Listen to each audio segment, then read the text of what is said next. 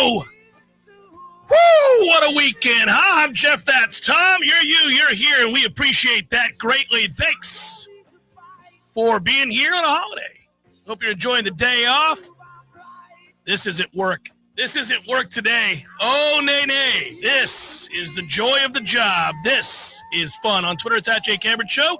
If you're driving about town, listening on 93.3 Real Talk, appreciate you supporting the only locally owned and operated radio station in all of Tallahassee. Support local, man. Thank you so much. Thanks for supporting the Jeff Cameron Show and on Warchant, warchant.com, Warchant TV. What a weekend. Unburdened is where we'll say we begin, right? The sense of a weight being lifted by an incredible performance from a football team that didn't have a lot of opportunity in the spring to get as established and well-versed in the concepts that they ran to near perfection on Saturday afternoon into the evening. And yet there it was. The physicality was back. All the things that we missed, they were there, and it was omnipresent. Every player that hit the field, and a lot of them did. Kudos to this coaching staff. Kudos to this administration. Kudos to those players.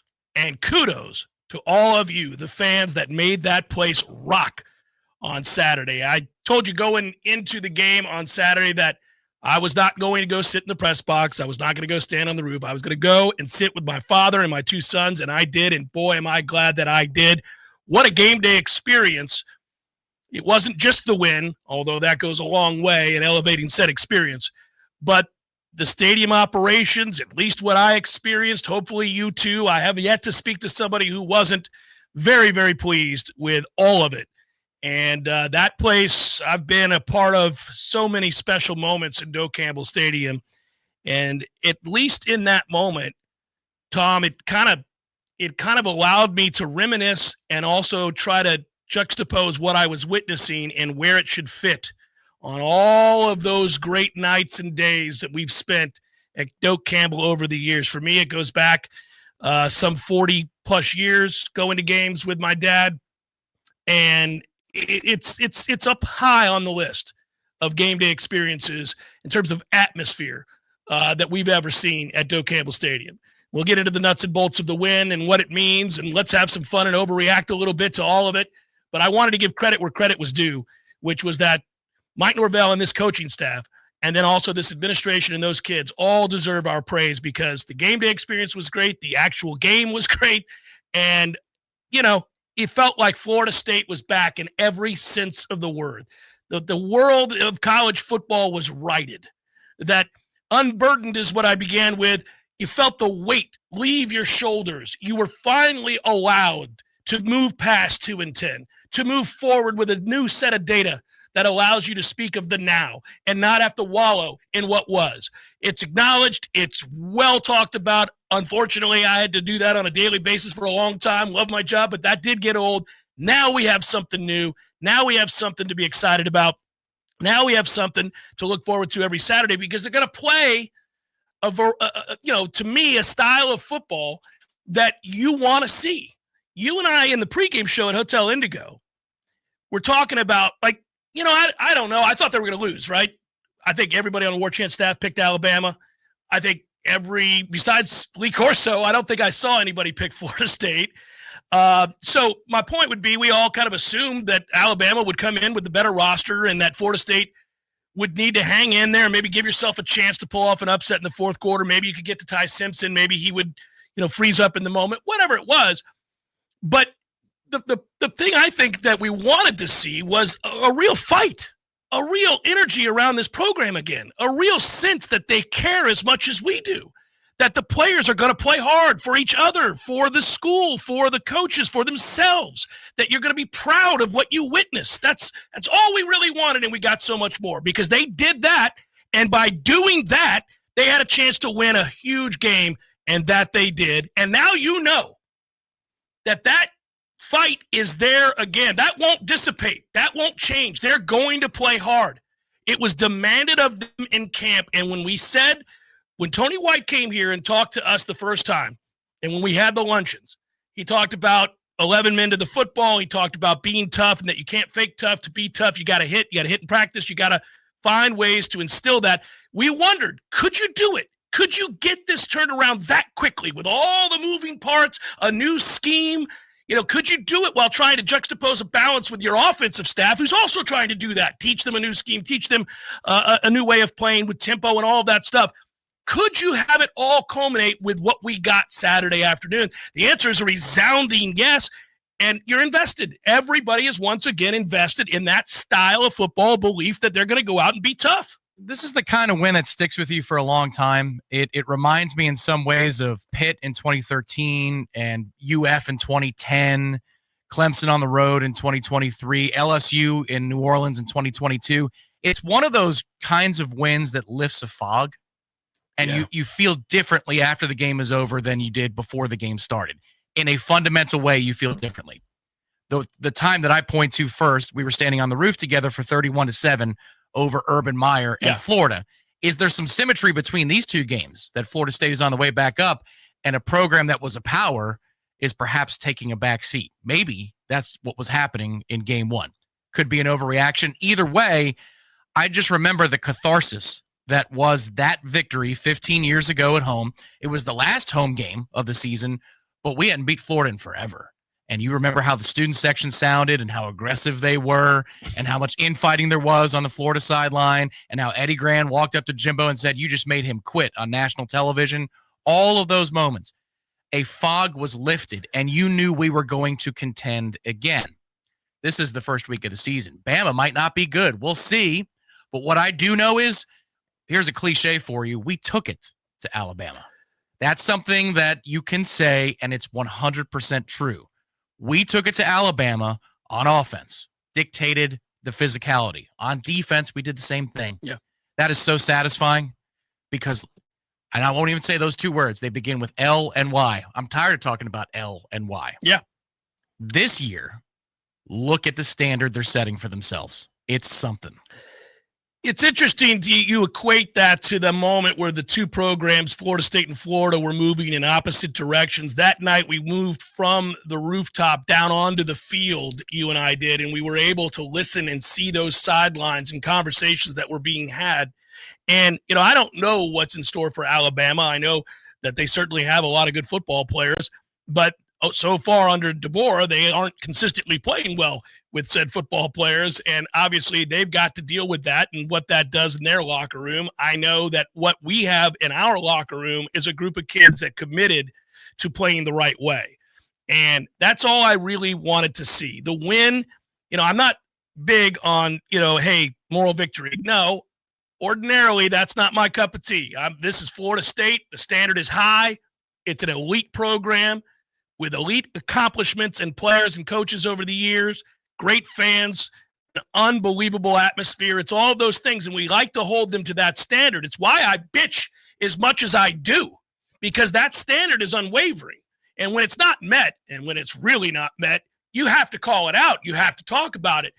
But I understood a little bit about the mission going into this game. You had to walk before you could run. We talked about that analogy. And I was willing to kind of maybe accept, to some degree, a moral victory on Saturday. I'll be honest. I did. I said, are you going to play hard? Are you going to play smart? Are you going to do the kinds of things that good football teams do? If you get outclassed, I'll live with it if you do all the other things right. If the stadium operation runs smoothly and the fans are happy and we see a well-coached football team, disciplined, smart, hard-hitting, all of the things, right? I was willing to accept that result, but instead we got the ultimate result, which is a win, and a decisive win, and now a team that is going to play hard every week. I mean, that's the thing that was evident early. Even with Bama's opening drive, which certainly was cause for concern, you still saw a team that was running around hitting. They forced Alabama to convert a few third downs on that drive. It's a little frustrating, but, those guys are on scholarship too, and they're good football players, and everybody schemes up their first 15 plays, and you're kind of like, all right, well, we'll see. Oh, it was a service academy drive. It took 9 minutes. Yeah, it's well done. I mean, it's well done on their part, and that can be the thing that takes the life out of you. I mean, how quickly are you beginning to think to yourself, oh, boy, here we go again, and also, by the way, this defense is going to be exhausted if we have too many more of those. I mean, all of the things that it makes you wonder. Turned out it didn't matter because Florida State was able to, from that point forward, really kind of dominate the game. There's pockets here and there where Bama gets back in it. But after being down 7-0, the next thing you know, you look up, it's 24-7 Florida State. How's that for a response? How's that for a team that is not mentally feeble? They're teams that you watch play and you recognize they're scattered throughout the country. It's why we love the sport. We flip around. We watch all the games. We watch as many games as we possibly can. And you see teams that respond. And you always admire them, even if you don't like them. If you don't like a program or a coach or a team for whatever reason, if you see them playing the right way, you'll certainly cop to that. You'll say to your friend, I'm no fan of name your team, Georgia, but boy, they sure do play hard for him. You have those kinds of conversations. There's nobody in America that watched that game that didn't think Florida State played football the right way. And we don't need their love and attention. I'm just pointing it out. That is the juxtaposition from a year ago to where we are now, how quickly that is our new reality, that they play that kind of hard, even on edge, in a good kind of way. There are several moments in this game where Florida State's defensive players are borderline. A couple of plays could have been called a different way, and I thought, yes, there it is. That's how you play defense. You come up and you hit a bitch. You don't worry about the ramifications. You do it smart. You do it within the rule book, but you push it right up to the brink. Yeah, two people who were smiling ear to ear on Saturday would be Mickey Andrews and LaMarcus Joyner, because those are two guys from different eras of Florida State football that love the same thing, and that is the violence with which we played on Saturday. There was, in some cases, extreme violence. A couple of times the quarterbacks dragged to the ground with gusto, as it should be. Jamie Robinson gusto from the Miami game a couple of years ago. Nobody will ever talk that was gusto plus disrespect. That was a ragdolling. There were a couple of ragdolls now. The one before the half where Herring, I think it's Desir and Herring. It's a combo of the two. The Stephon Thompson play was... Well, the Stephon Thompson sack that's a grown man sack right there. I'll tell you something right now. Ty Simpson's not small. The way he got slung to the ground in that moment, I'm like, that's how you hit somebody. That's what you do. Glorious. I think we all want more grown man sacks this year. I mean, even that 1st and goal play on their first drive, it's a nondescript moment because they score a touchdown on the next play. But watch the 1st and goal play. If you haven't watched it the second time already, the ATC network has it on as they should all the time. Yeah, they're a little hit. Yeah, the Earl Little hit. There's a lot of what for on that hit. Perfectly illegal, but here you go. It's a reminder. And that came on the heels of the Ashland Barker hit on Ryan Williams that set up the 1st and goal, which was also a message sent. Buddy. So they're going to hit, man, and they can still execute better. The joy in all of this is that there's room to improve. They win this game 31-17, did a lot of things right, but it's a little sloppy, as sometimes first games are. In particular, there's some things on offense in the passing game that I think they'll get better at. I think they'll improve at. I begin and end all my commentary, any of the shows that I've been on today, anything that I was on Full Ride on SiriusXM with those guys. Everybody wants to talk about the coordinators, and I get it. And everybody wants to talk about the new look Florida State football program and team and all of that. And we should, listen, bask in the glow. It's glorious. But I go straight to the point that I wanted to make and why I thought we would lose was I didn't believe we could hold up in the trenches on either side of the ball for 4 quarters against Alabama. Early, maybe you hang in there, but we just didn't have the depth that I was hoping for coming into the season. And we all acknowledged that. We all talked about that. That was our grave concern. So to me, the greatest surprise, it's not that Squirrel White's fast. It's not that Gus Malzahn was in his bag and had a lot of fun making those linebackers look silly, those safeties hesitate, all of those moments. It's not just that. It's that you won the line of scrimmage on both sides of the ball. That's Bama, man. That's an offensive line that has 3 separate dudes that are projected to go in the first 2 rounds of the NFL draft. That's not my opinion. Those are NFL scouts' opinions.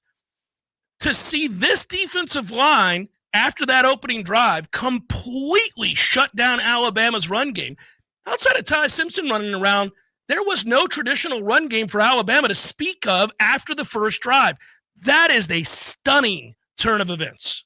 And the manner in which they did it, this is the number one surprise to me. I said on Friday, of course, I didn't pick us to win, but I wouldn't be shocked. I thought it was within the margins. Sure. I thought it was within the margins. But what I did not think I would see is dominance in the trenches with the depth of the players they used on defense. I thought it would be a shortened rotation because you do have this one-off setting and you have a ramp-up effect.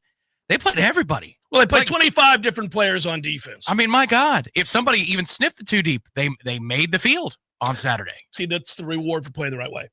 Yes, coaches, and Tony White spoke to that last night. That's the reward for playing the right way. You want to get buy-in. You want to get a belief. You want to get a selflessness. You want all of the cliches to be true, such as, it's not about an individual. It's about a team. It's about sacrifice. It's about doing some things that maybe you don't get credit for and somebody else does in the moment because you allowed that play to happen with your effort away from the ball or whatever it might be, right? You want all that to be true. It has to be rewarded. When you lay out the plan, for your players and you say, here's how I see we're going to utilize you. This is what I demand of you every day in practice, that you show me this, this, this, and this. If you do those things, young man, you will get opportunities for me. You will get into games. Well, it happened. You didn't just get into a game. You got into a game against Alabama. There are some guys that got in the game on Saturday that were an afterthought amongst this fan base, and really rightfully so. They hadn't played much football for Florida State. They'd been here. You knew their names. You cover the program. You follow the program. You know who's on your roster. But you didn't walk into the day saying, hey, you know what? I really think Jaden Jones is going to play pretty well. I think that Diggs and McCray are going to play really well. Now that I think about it, that Blake Nicholson's going to make some plays. That was not what a lot of us thought was going to happen, and yet that did happen. I still believe that Keziah Holmes would score a touchdown. You rooted for it. I don't think you believed it. You rooted for it. I got a little weepy a couple of times on Saturday. The first time was walking into the building, and I was so happy because we got through the gates, simple process, into the seats. I'll let you expound process. On that. Got in, and it was 10 after 3, and it said 43 minutes till kickoff. I'm like, oh, they're kicking off a little late. Good, because this is awesome. Yeah. The students were there like it was Oklahoma 2011. Yep. Everything was electric. And then I watched the band and you get all of that nostalgia and all of that pride, and you feel that in that moment. The second time was when Keziah took the pitch, which was a nice adjustment on the ball. We talk about wide receiver adjustments on the football. He had to kind of reach back to go grab that. Well, the ball slipped out of Castellanos' hand. And when he didn't have a good grip on it when he does it. Yeah. I know. So that's two players making something happen. A few people after 22 LSU that might have lost their mind if that play, if that goes to the ground? Yes, if that goes to the ground. But then Keziah scores, it's like, oh, man, could this day get any better? Well, and it's unbalanced. They're going heavy. You got a left tackle, which is a tight end. You got your lineman to the right, short side of the field. You look at the way the play is set up, man. I love unbalanced. That was a good play for us in the Super Bowl with Leonard Fournette. Yes, it was. There's just so much to be excited about and to get to. I do think, though, I wanted to make sure we updated you. I think I certainly still have, excuse me, the latest information. Do we have anything new on the young man who was shot, Ethan Pritchard? So as of this morning, I believe the last update came from Florida State this morning, which is critical but stable condition. Intensive care, local hospital, gunshot wound.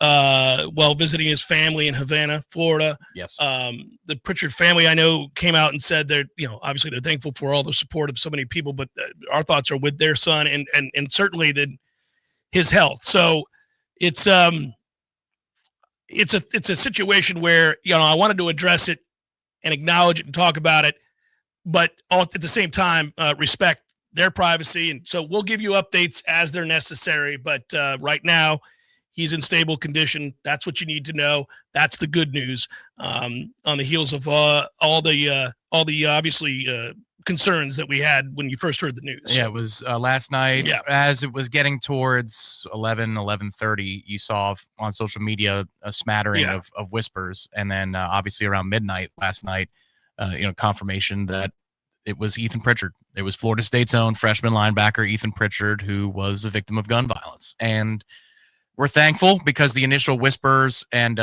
sources going on the record with Ira spoke to how when he was taken away from the scene of the ambulance, he was breathing, because in a situation like this, I mean, you'll take any morsel of anything news you can get. And obviously the family was willing to allow Florida State to release the statement this morning that, again, it's critical but stable condition for Ethan Pritchard.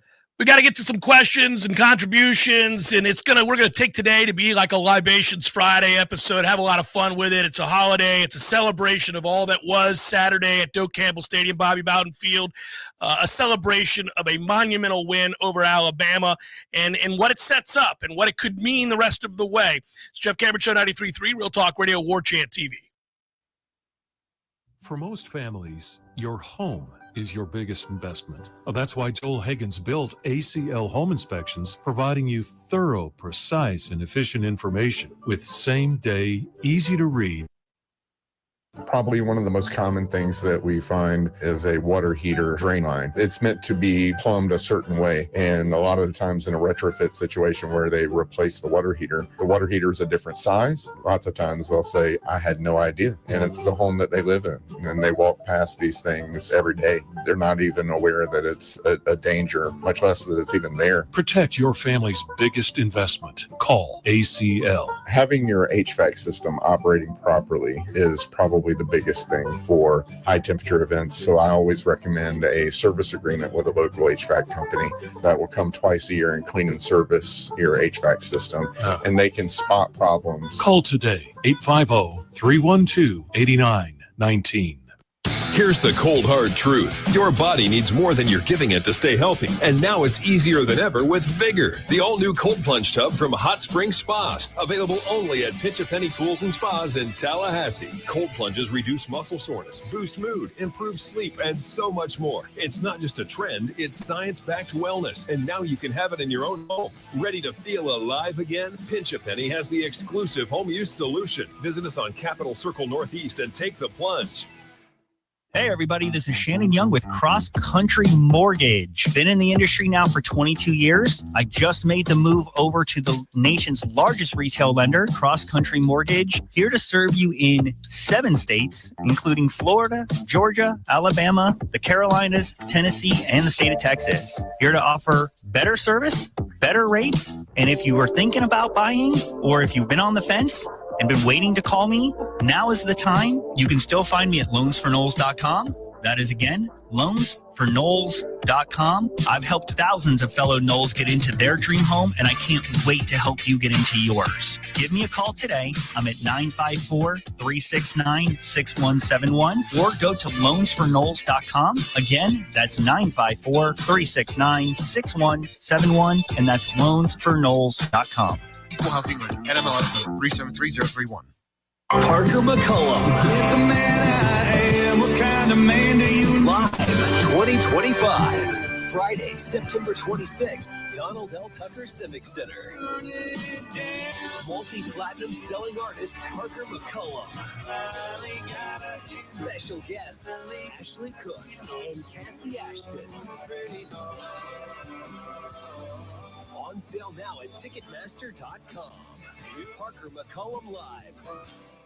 Honey, what are these mushrooms in our yard? Portobello? Huh, let me take a look. Oh, Shiitake. I don't know, but our septic system is failing, and our whole yard smells like Should we try to cook these up and eat them tonight? This is bad, Sheila. Well, we better fix it soon, or we're going to be in deep... Sheila, look. It's Crud Septic. Our prayers are answered. Call Crud Septic Service today. Pump outs, installs, repairs, crudseptic.com. That's crudseptic.com. From the championship stage to coaching change and everything in between, Warchant.com remains your home for the best FSU football coverage in the business. Brutally honest columns and features, market-leading multimedia presence across video and podcast, the largest FSU fan community with a staff that combines for over 100 years of experience covering the Noles. When change comes, Warchant.com is your home for analysis from every angle. Warchant.com, your ultimate Seminole sports source. Sign up today.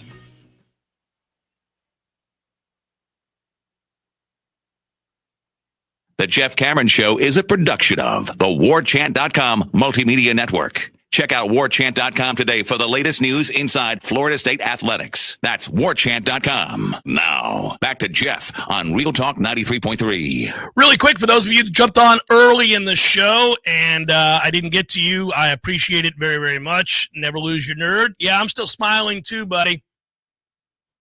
Still smiling too. How many of us woke up on Sunday morning, some of you Sunday afternoon, in celebration and a smile on your face? Absolutely. Tony writes, suck it, Bama. Fair enough.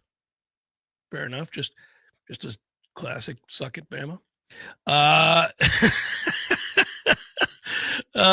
Knowles, age 910, writes, giving Tom and Jeff a little bit of the pizza money I won this weekend. Corso isn't the only one who went 6-0. Hey, now. Good work out of you, sir. Speaking of which, let me update you a little bit. Your boy over here, 7-3 over the weekend in the Redemption Thursday wagers, 7-3. Couple it with our week 0 bets. We're a robust 10-3 on the year, Tom, to get things started, sir. 10-3. That's a winning week. That's a winning week, is right. And that is a lot of fun to now play with house money. We're just rolling now. Now we're going to take some chances. Yeah, NFL player props. Yeah. Incoming. All day, every day. 3-team teaser pleaser.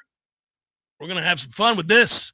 Want to thank, let's see, Ian, Dominant, go Knowles. Woo! Lewis, Jeff, them linebackers. Oh, buddy, you ain't kidding. Hey, a lot of those guys played really, really well. Our guy, Mr. Cryer. How about watching Cryer diagnose, huh? On the third down throw and the sprint to the spot.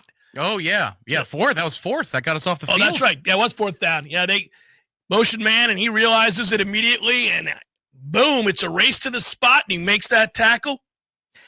I want to point out that I think it's incredibly odd that we had two separate measurements in this game, neither of which were necessary. Neither of which were necessary. Watching the actual play in real time and seeing the sticks, you're like, yeah, that's not close, guys. That's 1.5 yards to 2 yards short. Why are we measuring?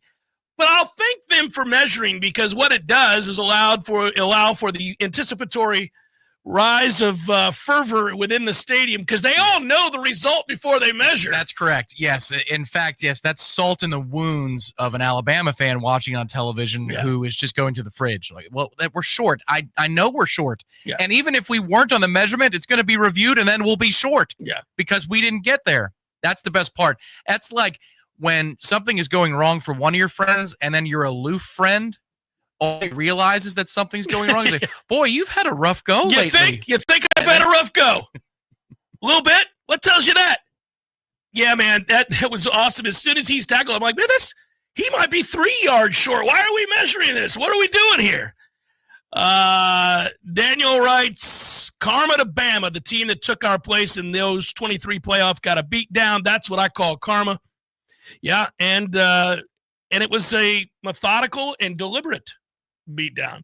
Z-Chan, thanks, brother. It was great to see you. Didn't get an opportunity to talk much, but he says, woo! Told you all after watching practice that this team was different. I came into the practice very hesitant. Came out of the practice very excited. They did what I thought they could do. On to the next. Thanks, Z-Chan. Good to see you. I do want to take the time to say this, and there are too many to name, and it wouldn't make for good radio.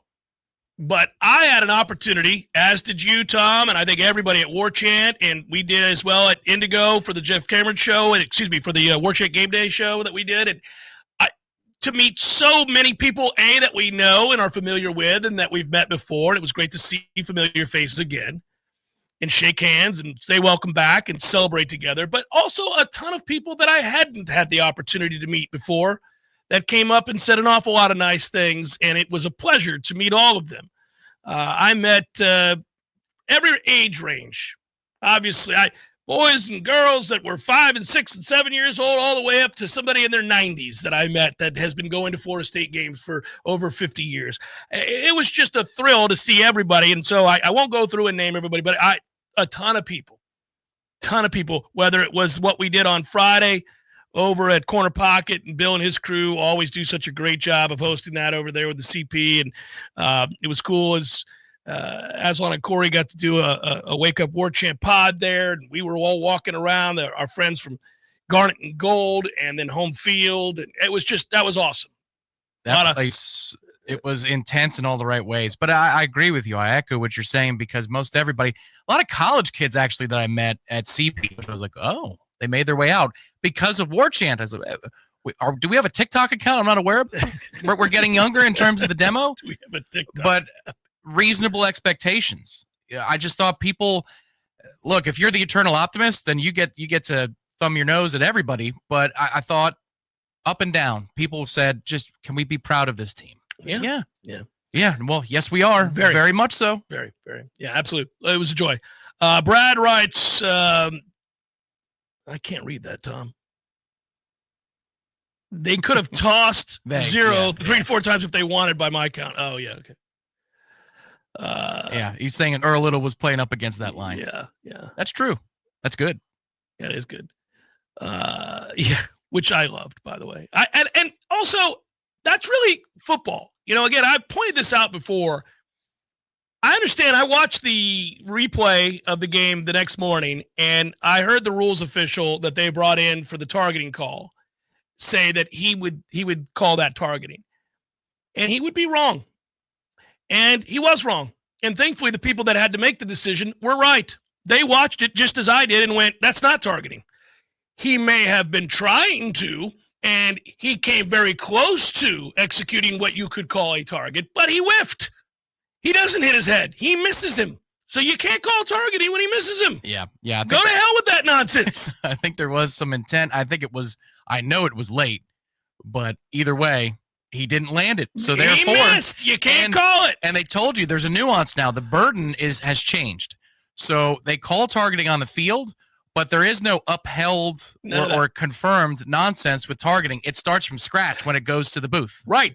Whoever is looking at it in the booth has the right to make whatever call they want based on the evidence, not what was made down on the field. Correct. There's no burden to clear. You don't have to say, well, our boy Phil there on location called it targeting, and it's close, and I'm not going to screw over Phil. No. Phil's fat ass was wrong. He was out of position. He didn't see it because he's old. I'm looking at it here, watching frame by frame, and I can see that he didn't hit him. So, Phil, go to hell. It's not targeting. You're overruled. That's the end of it. What a beautiful burden to lift from the instant replay official. Because, Tom, you and I have talked about this before. If we were free to just make a call based on the video evidence here, you wouldn't want to have to consider what the call was on the field because it's irrelevant. Here's what is. Not what you thought you saw in real time when it's going on 1,000 miles per hour and it's a blur. Here's what is. Thankfully. Agreed. Now, if you were setting a live odd that Earl might get tossed for targeting this year at some point, it'll happen. Minus money. That's fine with me. Just that can't be in a big game, or it can't be before a big game. Right. I think most of us, even when I thought it was going to be upheld, even though I know that that's not the rule, technically speaking, I thought they were going to let it sit. And I think we all went through that process together where you think, damn it, well, I'd like to have him for the finish of this game. But if he's going to miss a first half, this would be the week to miss the first half. Or next week. There's plenty of those. Hey, look, I like that many of our players are guys that you would say that about. Well, I think so-and-so could get kicked out at some point this year. Me too. It's beautiful. Look, I want to have that conversation. I used to go into every Florida State game thinking Darnell Dockett was going to get kicked out. Right. And I was like, that's fine. Darnell Dockett's a nasty sumbitch. Yeah. Barker, Little, Herring. Pryor. Definitely Herring. Yeah. Stephon. But that's good linebacker play. I just think we watered it down so badly over the years in college football that if we see violent hits, then we think they're going to be flagged and we think it's a penalty. But just because something is violent does not mean it's an infraction. And that drives me nuts because they were trying to regulate that to such a degree we crossed the line. Violence is the name of the game. That's what it is to play defensive football. This is a collision sport. And that's who we are now. It's also why you wear a helmet. You have the helmet on to protect yourself because sometimes You're trying to beat somebody to a spot and do so with leverage. They don't want to be leveraged. They want to beat you to that spot and bust that ass. And so you both have competing interests. And so sometimes we collide violently. You get up, you slap the guy in the butt, say good hit, and you go back to the huddle and you play some more football. That's the way it is. Not everything has to be, just because it's violent, a penalty. Jeff, did you cry at the linebacker play? That from Tony. No, but I was swelling, chest puffed out with pride every time I watch those guys trigger. Justin, thanks for the contribution. Feels like the media has shifted the narrative quickly to a Bama bad loss and not an FSU good win. Bama only looked bad compared to the dominant teams of past, not what I saw in top 25 over the weekend. Am I crazy? You know, I haven't noticed, thank you, Justin, I haven't really noticed that there is a concerted effort of any kind to lessen the win for Florida State. Bama is the biggest name in college football. There is going to be a talking point around the biggest name in college football under DeBoer now having lost 4 times in just a year and a game to an unranked team. That is going to be a story. There's no way that's not a story. That's correct. I will say this, that in the immediate aftermath of the game, the bottom line said that Castellanos FSU, or might have been backup talk and all that, yeah. Well, overwhelm Alabama. Right. That's the active verb on our side. It's not Alabama loses again to an unranked opponent. I was surprised to see that. I don't want to say impressed because you're doing your job. That's the truth of the game. Watch that game and tell me that Alabama blew it. Can't. Oh, no. Watch that game and tell me that Florida State took it. That's it. That's the truth. Yeah. There's no 2 sides to it.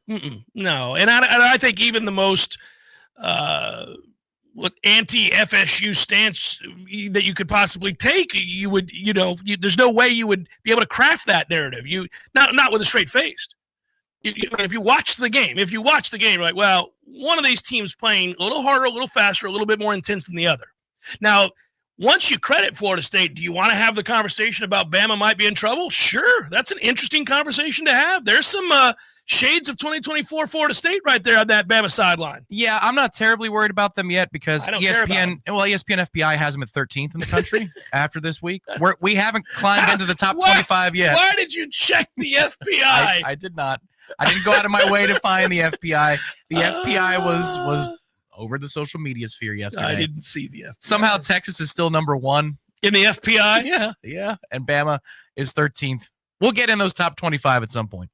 I'll get to some more of the contributions and questions and conversation, of course, here in a second. It's going to be easy to be long-winded after a win like that, where the Garnet and Gold have made us very, very proud and excited. And this one will be a buzz all week long. Jeff Cameron Show 93.3, Real Talk Radio, Warchant TV. Your local news now. A Tallahassee Church youth director and elementary...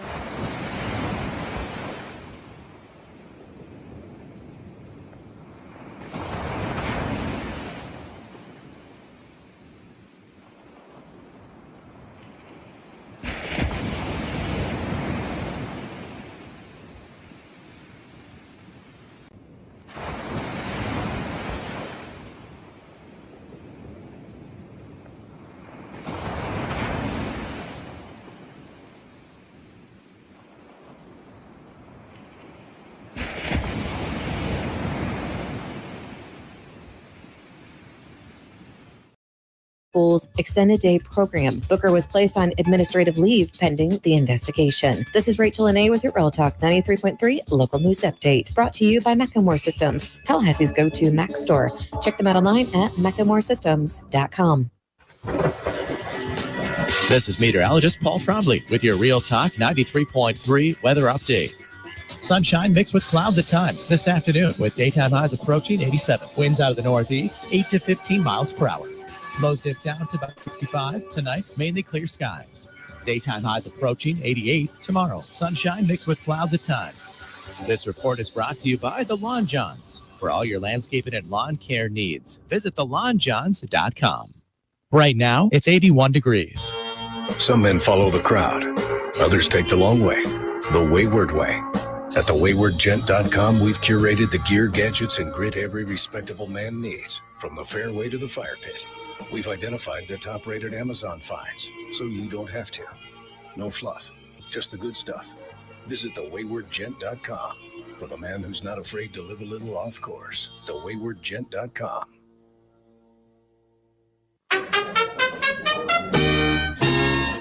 Hey, Jeff, what's up, buddy? I was just thinking, I never tell you that when you grow up, one of the things that you'll miss are the games that you created with your friends in the neighborhood. Wow, good days. So I would have my buddy come over, and then we'd make up these games that were kind of like a hodgepodge of every game that you've ever played. Kind of like the bikes we built. Correct, yes. And it's a grand experiment. In the beginning, nobody knows how to play the game, and you argue about what the rules are going to be. And in the end, everybody knows how to play the game. By the end of that summer, you know the rules, the neighborhood know the rules, and you play that game like it's the greatest game ever played. And they still try to break the rules, right? Oh, if you ain't cheating, you ain't trying. But at the end, Eddie, you're never going to play it again, and you'll think about it the rest of your life. And the best game you ever played was that game. Never been a better one. Hey, you want to have a Gordo Smash, Jeff? I do. I'd like that. Gordo's, bringing the flavor and flair of Cuban food to Tallahassee since 1996. The Jeff Cameron Show is a production of the Warchant.com Multimedia Network. Check out Warchant.com today for the latest news inside Florida State athletics. That's Warchant.com. Now, back to Jeff on Real Talk 93.3. Thanks, George. Is it me, or did we see shades of 2022 FSU on Saturday? They have the want to, they do, and the what for. But a want to, what for will go a long way. Long way. James B., man, it was great to see you. I appreciate the brief conversation that we had. We didn't get to finish the said conversation. Appreciate the follow-up text from old James B. and the fine contribution right there. Woo! Justin writes, grown man sacks. Points out that you noted I did verbiage. It was a fun moment. Also, that's like a bit from years ago that used to run promo-wise late into the evening on the ESPN station. Glad the recruits got a show. Bama will lose recruits. Well, if they keep losing games, they will. That's how it works. It should be noted that you could not have had this night at a more crucial period of time. This is a 5-star bonanza right here. This is like you had a lot of important people in town. You had a lot of important players to get in town. You had heavy hitters financially in town. I had the opportunity, and I'll say this. It was a joy, Tom, to go over. I brought Bryce over on Saturday to Florida State's basketball practice, and we got to see Luke Louts and his crew and all the folks that were in town for basketball.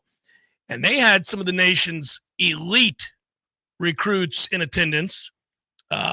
You had the number 1 guard, number 5 forward. I mean, it was unbelievable the amount of talent in the room there at the basketball facility.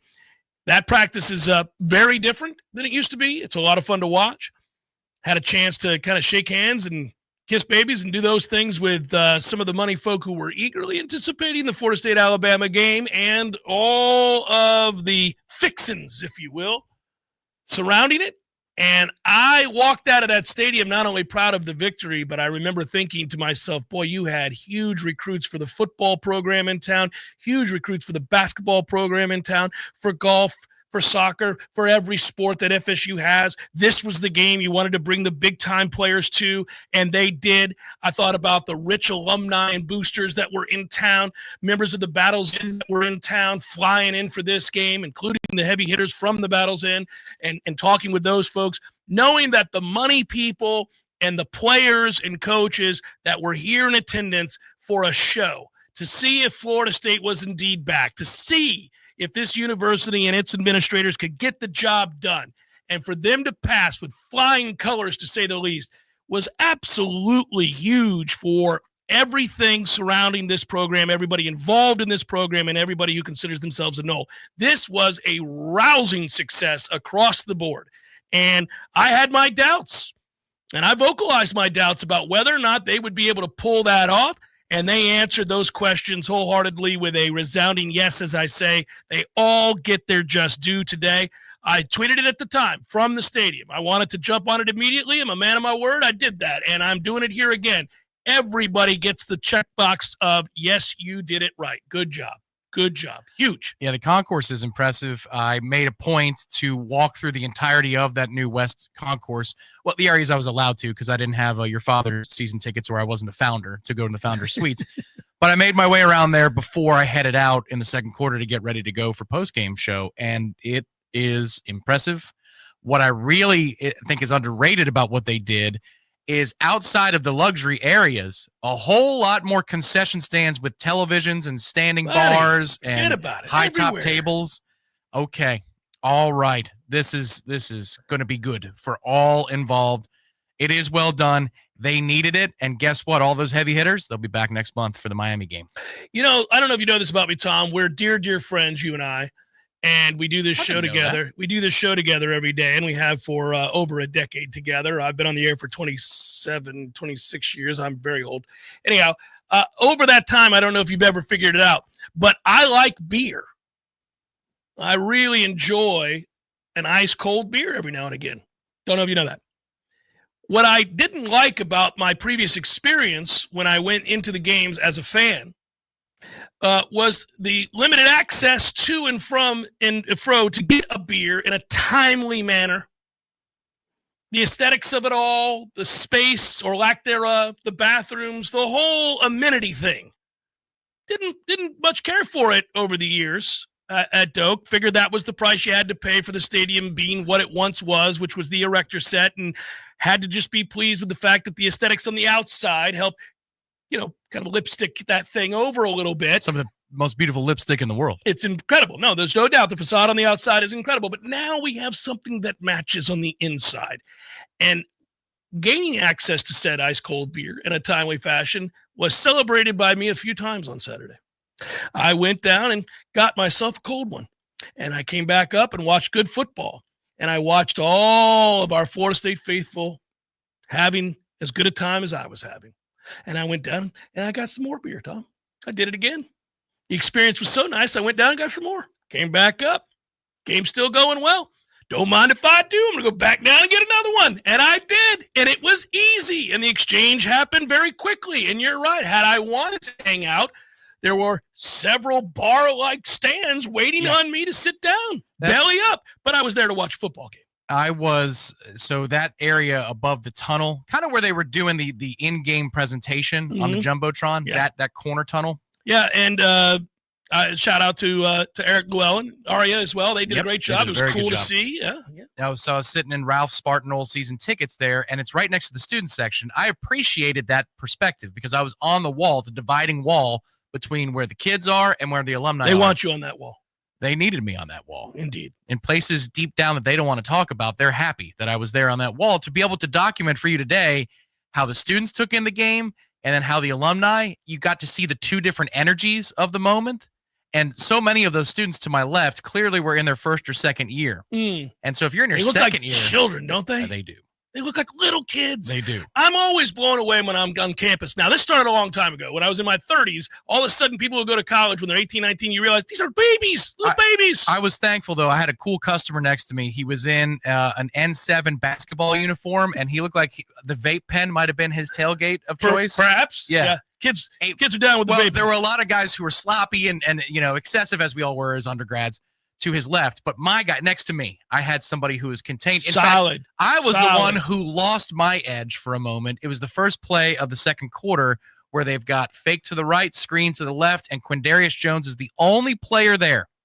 And he breaks through two or three potential blockers. Does he come up and make a play? And makes a play. I said a lot of things. And the kid looks at me and goes, all right, man. You've been pretty quiet. I didn't know. Man, I didn't know you had that in you. I'm like, yeah. oh, buddy, I'm locked in. And so is Quindarius Jones. That was a play.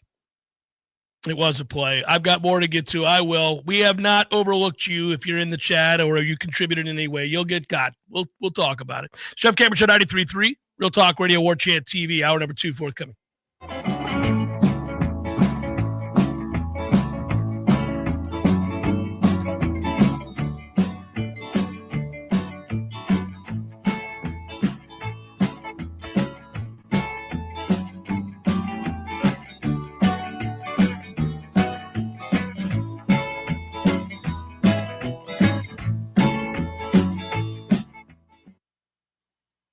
Games for Less, Tallahassee's largest selection of new and used games, as well as new and used consoles like Nintendo, Super Nintendo, Atari 2600, PS4, and PS5. You name it. Locally owned and operated since 1994, trade-ins are not only welcome, but Games for Less pays more for your trade-ins than the big chain stores. That's not all. Games for Less now buys and sells new and used vinyl records to boot. George loves the Beatles, by the way. Reserve all the new releases today at Games for Less, conveniently located in the Walmart Supercenter Plaza on Appalachia Parkway. Cannonball! I call Swain Pools and Spas. Now I'm soaking up the fun when I want to. Make this summer a Swain summer. Choose Swain Pools and Spas for all your regular monthly or weekly scheduled pool maintenance, repairs, restoration, and renovation. Swain Pools and Spas is Tallahassee's pool everything store. Whether it's a deep clean, a resurfacing, or a full refresh, Swain's team will have you swimming, not skimming, in no time. Make a splash this summer and have a Swain summer. Find out all the ways Swain Pools and Spas can upgrade and maintain your backyard. Online at swainpools.com. That's swainpools.com. The next 3 free flow as your spas will be available half price. First come, first served. Swain Pools and Spas. And right next to Swain Pools and Spas is Tallahassee Car Care, the only repair shop where you can take a dip while we repair your whip. Tallahassee Car Care, right next to Swain Pools and Spas. Oh no, stomach issues again? Stomach issues? Who are you? Your pancreas. I could be the real reason for your diarrhea, gas, bloating, stomach pain, or loose oily stools. I thought it was my stomach. People often do, but any of these symptoms could mean having a condition called exocrine pancreatic insufficiency, or EPI. With EPI, the pancreas doesn't release enough enzymes to break down food, but EPI is manageable. Use the symptom checker on Identify EPI.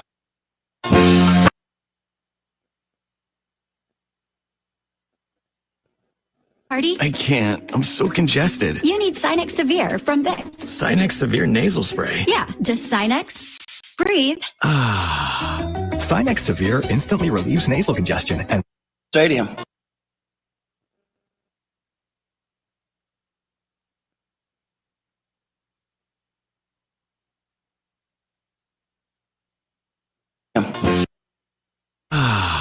Use as directed. Love to compete on the dartboard? Then it's time to head to the CP. The Corner Pocket Bar and Grill is Tallahassee's premier dart bar, featuring steel tip boards and soft tip internet play. The Corner Pocket hosts leagues and tournaments regularly. Just check out their social media to find a time that works for you. And in between games, grab a pint and a bite in the cool AC, or enjoy yourself outside on the deck. Whether you want to catch a game or start one of your own, the place to be is the Corner Pocket Bar and Grill, 2475 Appalachia Parkway. Tallahassee loves the Corner Pocket. Coming up next, more of the Jeff Cameron Show. Live and local on Real Talk 93.3. WVFT, Gretna, Tallahassee.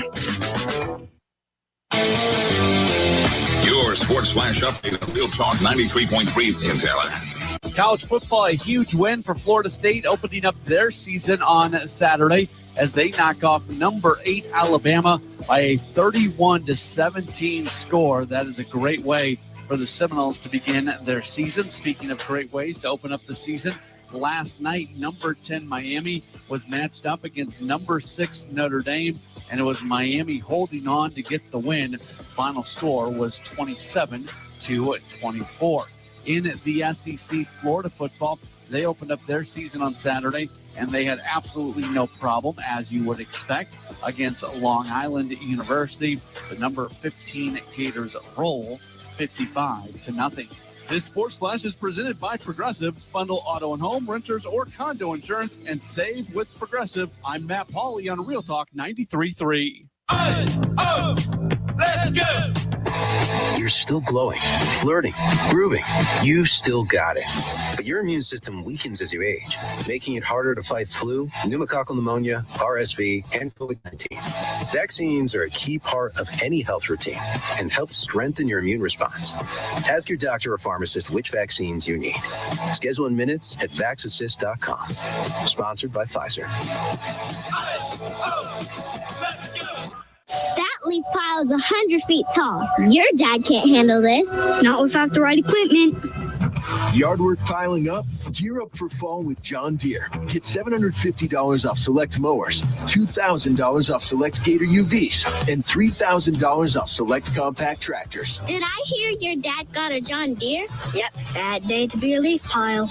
Gear up for fall at an authorized John Deere dealer now through September 30th. Learn more at johndeere.com/gearupforfall. Hey, this is for my homeowner friends out there. You know who you are. When you get your grass cut, you're going to inspect the work, make sure it's good. Get your house painted, check around every corner and edge, make sure that's done right. Get a new roof, got to get eyes on those shimmering new shingles. Get your septic tank cleaned. Bet you're not popping your head down in there to take a look around. You got to trust it's done right. I'll make it easy. Go see my friend Greg Miller, Miller Septic. They're my guys. I trust them, and you can too. MillerSeptic.com. That's it. That's the commercial. That's the whole thing. Check them out. That's MillerSeptic.com.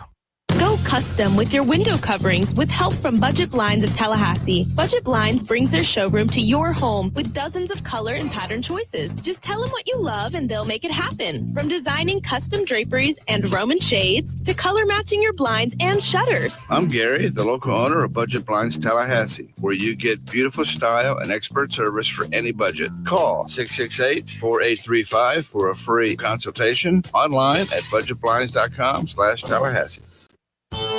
Some men follow the crowd.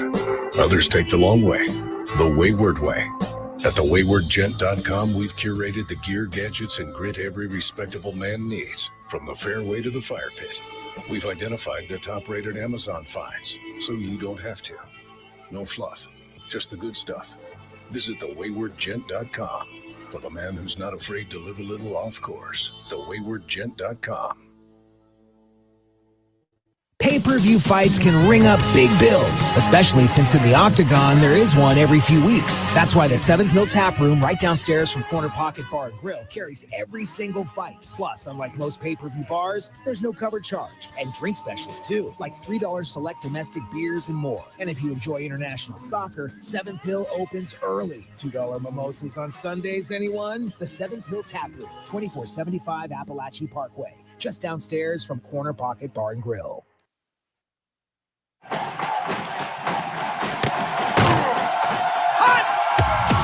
Broadcasting live from Florida's capital city, this is the Jeff Cameron Show, brought to you by Orange Theory Fitness on Real Talk 93.3. Now, stop what you're doing and listen closely. It's time for the Jeff Cameron Show in 5, 4, 3, 2, 1.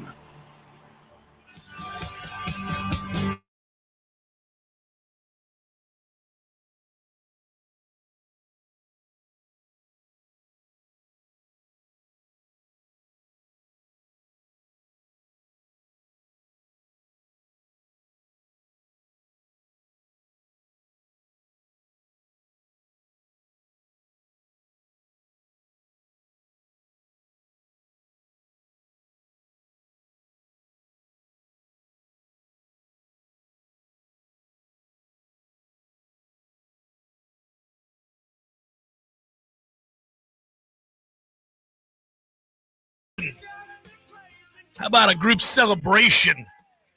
It's hour 2, and that's correct. Florida State did beat Alabama on Saturday. Still the truth. Nothing's changed from hour 1 to hour 2. I have a feeling that in hour 3, we'll still be talking about Florida State having beat Alabama on Saturday. Fairly convincingly. Don't know how many of you caught the game, but I'm here to tell you Florida State looked good. Looked good. Now I get intrigued because we can't. We're football fans. We can't not do the thing. You know how it is. Everybody in America has if you're in this business, if you write about football and you have a column, or if you host a show like this one or whatever it might be, you're going to have the overreaction Monday. But that's what it is to be a fan. And I don't know that it's an overreaction. I certainly don't think it's an overreaction to celebrate on this Labor Day a huge win for a program that needed one. It's a program that really needed a big, big win. We'll see what Alabama is, and we'll see what we are. It will not be, to me, diluted at all.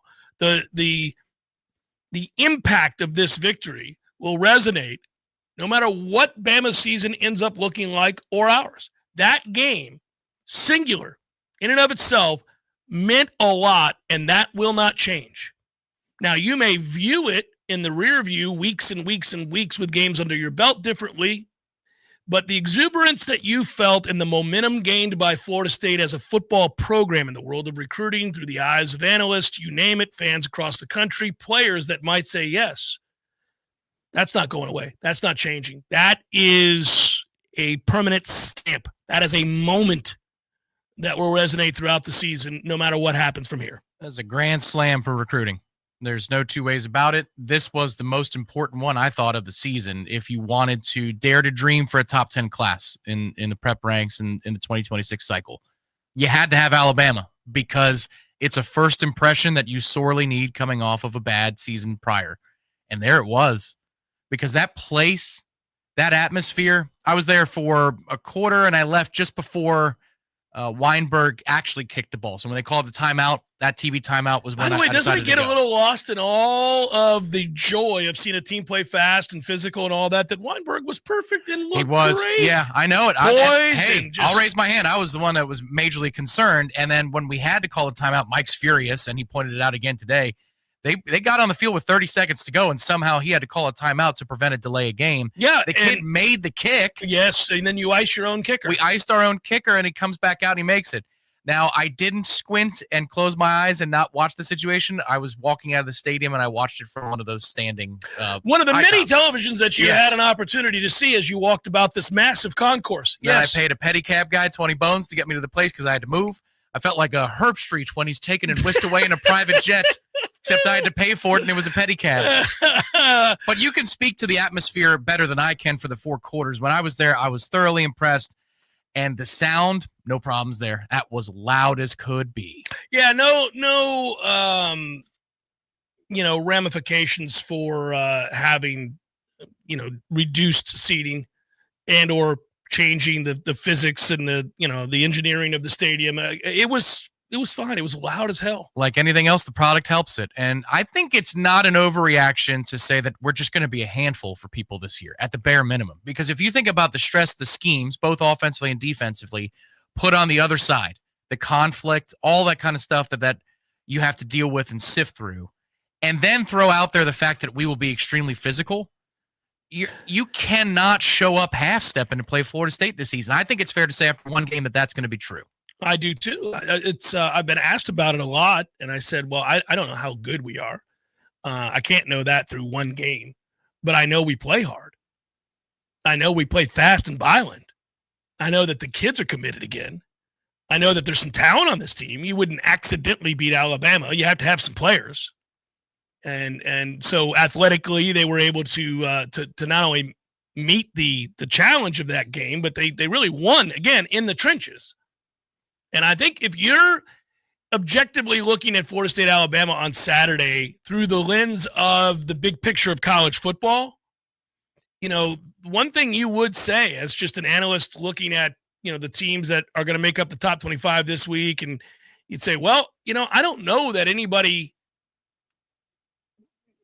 could say that Florida State's line of scrimmage isn't going to be very competitive against everybody they play. I mean, if you do what they did on Saturday to Bama, you'll be in the mix physically against anybody you face.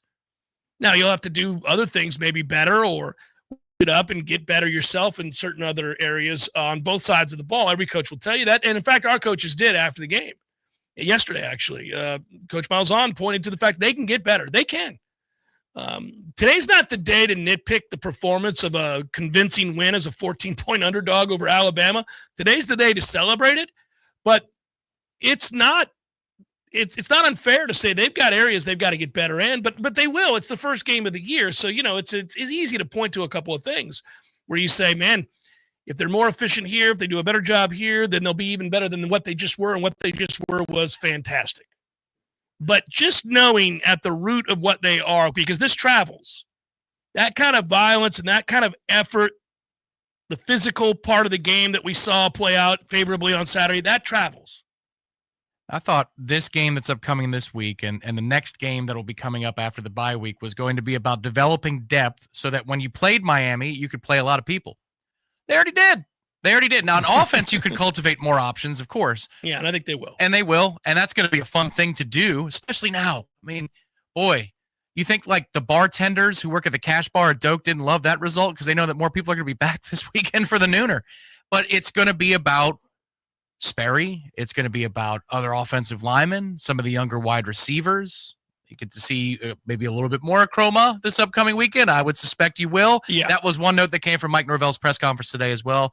Roydell Williams suffered an undisclosed injury in the game against Alabama, and he's going to be out for, it seems like, at least a few weeks. It sounded like he wouldn't put an exact timeline on it. Said it wasn't going to be the whole season, but Roydell is going to be limited and certainly out this upcoming weekend. So more reps for younger players at the running back position. And then just to cultivate that depth even further on defense. They played a lot of guys, but this is a fun exercise to go through, especially at 1-0, because you're building for the future at the same time that you are celebrating the now. It's funny to think about. Got a text after it happened, and a mutual friend of ours, football guy, said, Jeff, them Danzy runs are going to be on tape forever. Good luck as a linebacker coach. Yeah, it's funny what you laid out there for people to see now. That's on film. And you're trying to play fast. You're trying to trigger. You're trying to trust what you see and go. What a nightmare in the film room for defenses and defensive coordinators to look at that and understand what Florida State can do off of it. They did just a couple of wrinkles, but there's so much more to this thing than that. Oh, you can see a couple of them. For example, the play before the fourth down run, there's an element there where Tommy keeps it that I don't know if it's an option or if it's quarterback run. And that's the hard part is when you're a defensive coordinator, they could do that. I don't know if that was a read or not. But if he hands off to the jet on the 3rd and 2 or the 3rd and 3 before Roydell picks it up on 4th and 1, that might be a score. And that's just one example of a million. There was a run late in the second half. I think it's a 2nd and 10 Tommy run. It might have been just before Sawchuk's touchdown from the 14-yard line. Gunnar Hansen is out in the right slot, standing there with his hands out like he's a receiver. There's some wild stuff that gets lost in the shuffle of the game, but defensive coordinators don't miss those things. They're like, what is Gus up to? What's he going to pull out of his bag for us? Well, and you're dealing with a lot of speed. That jet on almost every play, you're sitting there thinking, okay, you watch the past, 2 times I thought, the Lucas play, okay? When he comes in motion and then he's sitting sidecar, he comes back over and then goes, watch the safety. The fact that it's the far side safety has to come across the field with the angle to make the play because he outruns the other one, and obviously the backer is screwed. He's out in the flats looking like a fool. It just gets run past immediately. And there is an blank moment on his face when you watch that slowly. It's fun to do. I feeling for them, but it's glorious to watch. There are so many wrinkles off that play in and of itself that you can run. Oh, definitely. Well, and we talked a whole lot about Tony White's scheme and how he will use linemen to manipulate offense, like his own defensive linemen to manipulate the offensive line to free up a twist, a stunt, or a blitzer. Well, Gus does the same thing with decoys. And Dominic broke that down way back in the spring, but you'll have double pull actions just to set up a run away from the pull. For example, on the Danzy touchdown, Gunnar Hansen has already pulled a couple of times from the left side for a jet motion, a jet play to the right. Well, and he sells the counter really well. Yes. And then goes back out. You have to have really good footwork to be able to pull that off and get downfield and execute a seal 5 yards from the line of scrimmage. But these are decoy movements by the offensive line to further sell the fake. It is a headache. We are going to be a very annoying opponent for a lot of teams this year. Yeah, I think teams are going to be hell-bent, and it's easier said than done. Teams are going to be hell-bent on trying to make Tommy beat him with his arm.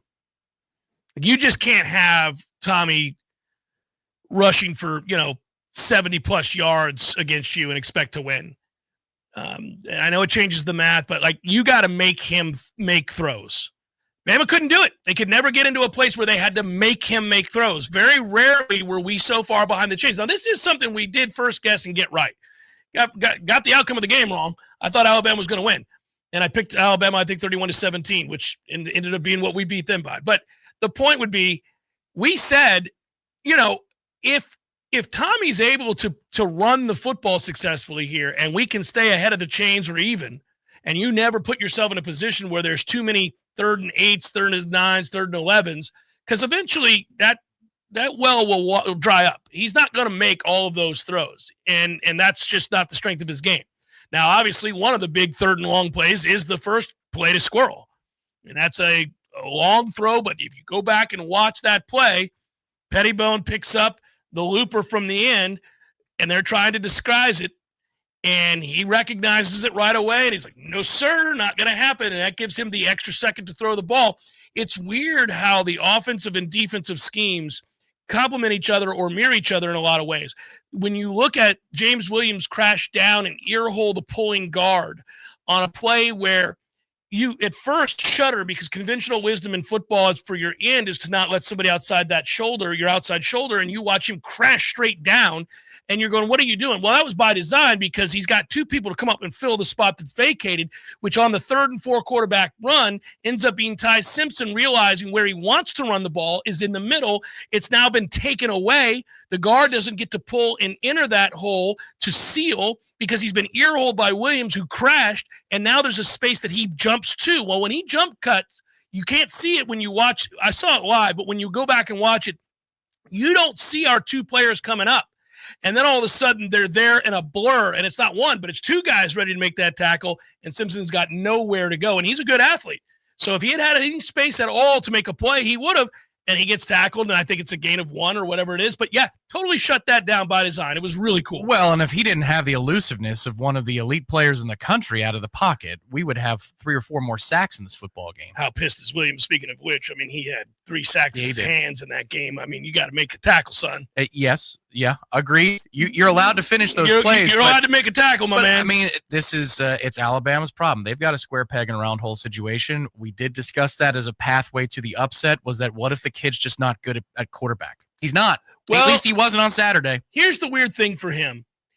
He's terrible with the short passes. I mean, anything 10 yards or less, he threw into the ground. They're just not catchable footballs.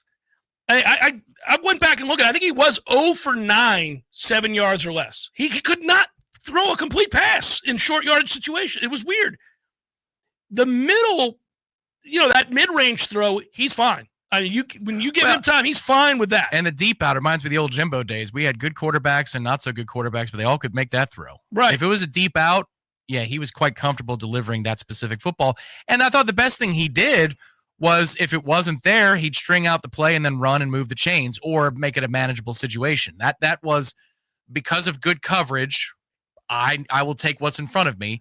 He did that fairly well, but when it came to he needs to make a throw to elevate them and advance them, he just didn't do it. It was weird to see Ryan Williams did not play well.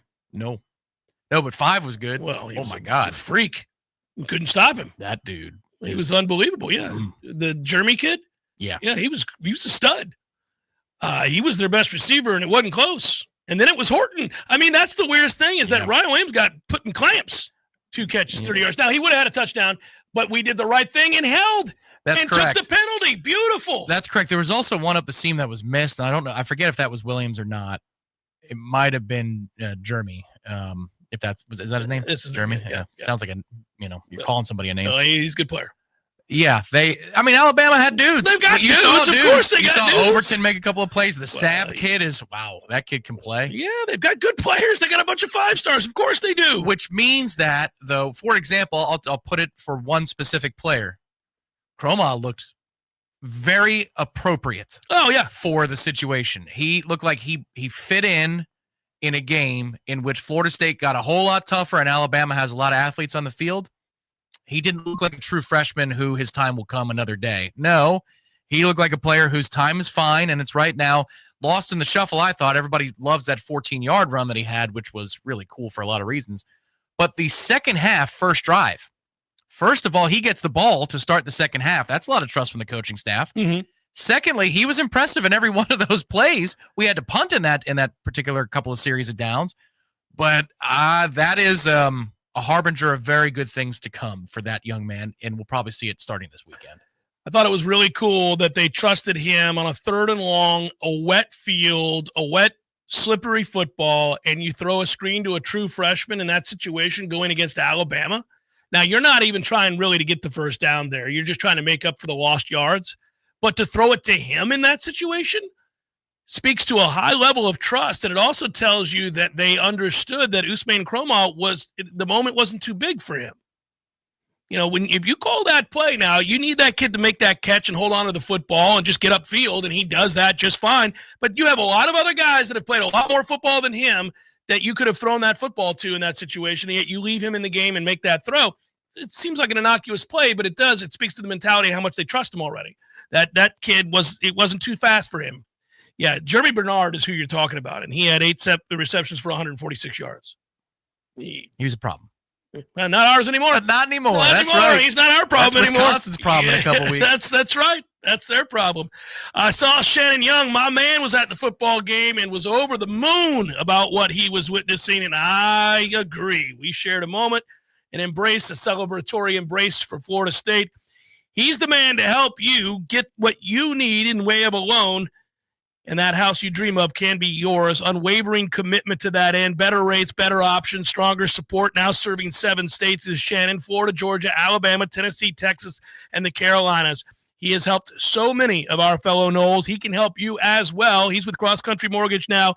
That means he's got better resources and a means by which to make this all happen. Go to loansfornoles.com to find out more. Loansfornoles.com.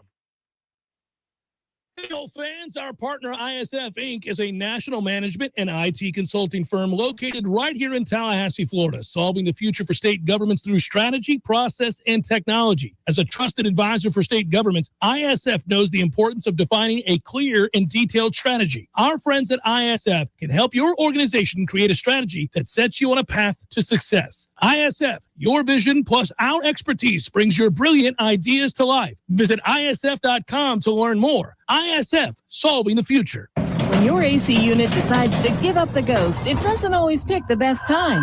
But no matter what time, day or night, or day of the week, you can call E&B Heating and Air Conditioning. We'll be out to bring your AC unit back to life.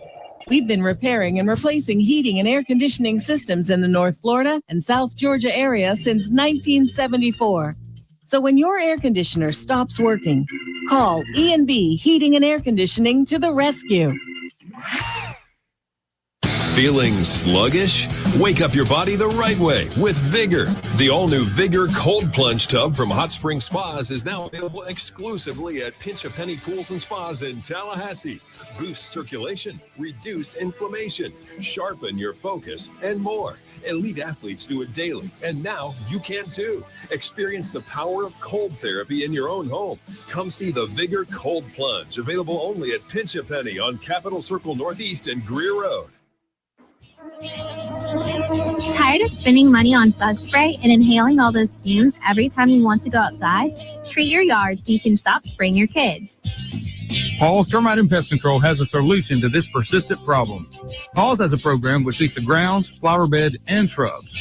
Paul's controls pesky mosquitoes year-round, which means you can take back control of your yard. Not only are mosquitoes a physical irritation, they also pose a potential health risk to people and pets. With Paul's targeted techniques, you can rest assured that your yard will be protected and your afternoons will stay fun. Take back your yard. Don't let mosquitoes interrupt the fun. For more information, go to callpauls.com. For the elimination of termites or any other pests. And a greener lawn, too. Call Pauls. We'll get them all. Pauls can help eliminate fire ants from your lawn, too. We'll help you take your yard back. Hey everybody, this is Shannon Young with Cross Country Mortgage. Been in the industry now for 22 years. I just made the move over to the nation's largest retail lender, Cross Country Mortgage, here to serve you in 7 states, including Florida, Georgia, Alabama, the Carolinas, Tennessee, and the state of Texas. Here to offer better service, better rates, and if you were thinking about buying or if you've been on the fence and been waiting to call me, now is the time. You can still find me at loansfornoles.com. That is, again, loansfornoles.com. I've helped thousands of fellow Noles get into their dream home, and I can't wait to help you get into yours. Give me a call today. I'm at 954-369-6171, or go to loansfornoles.com. Again, that's 954-369-6171, and that's loansfornoles.com. Equal housing lender, NMLS 73031.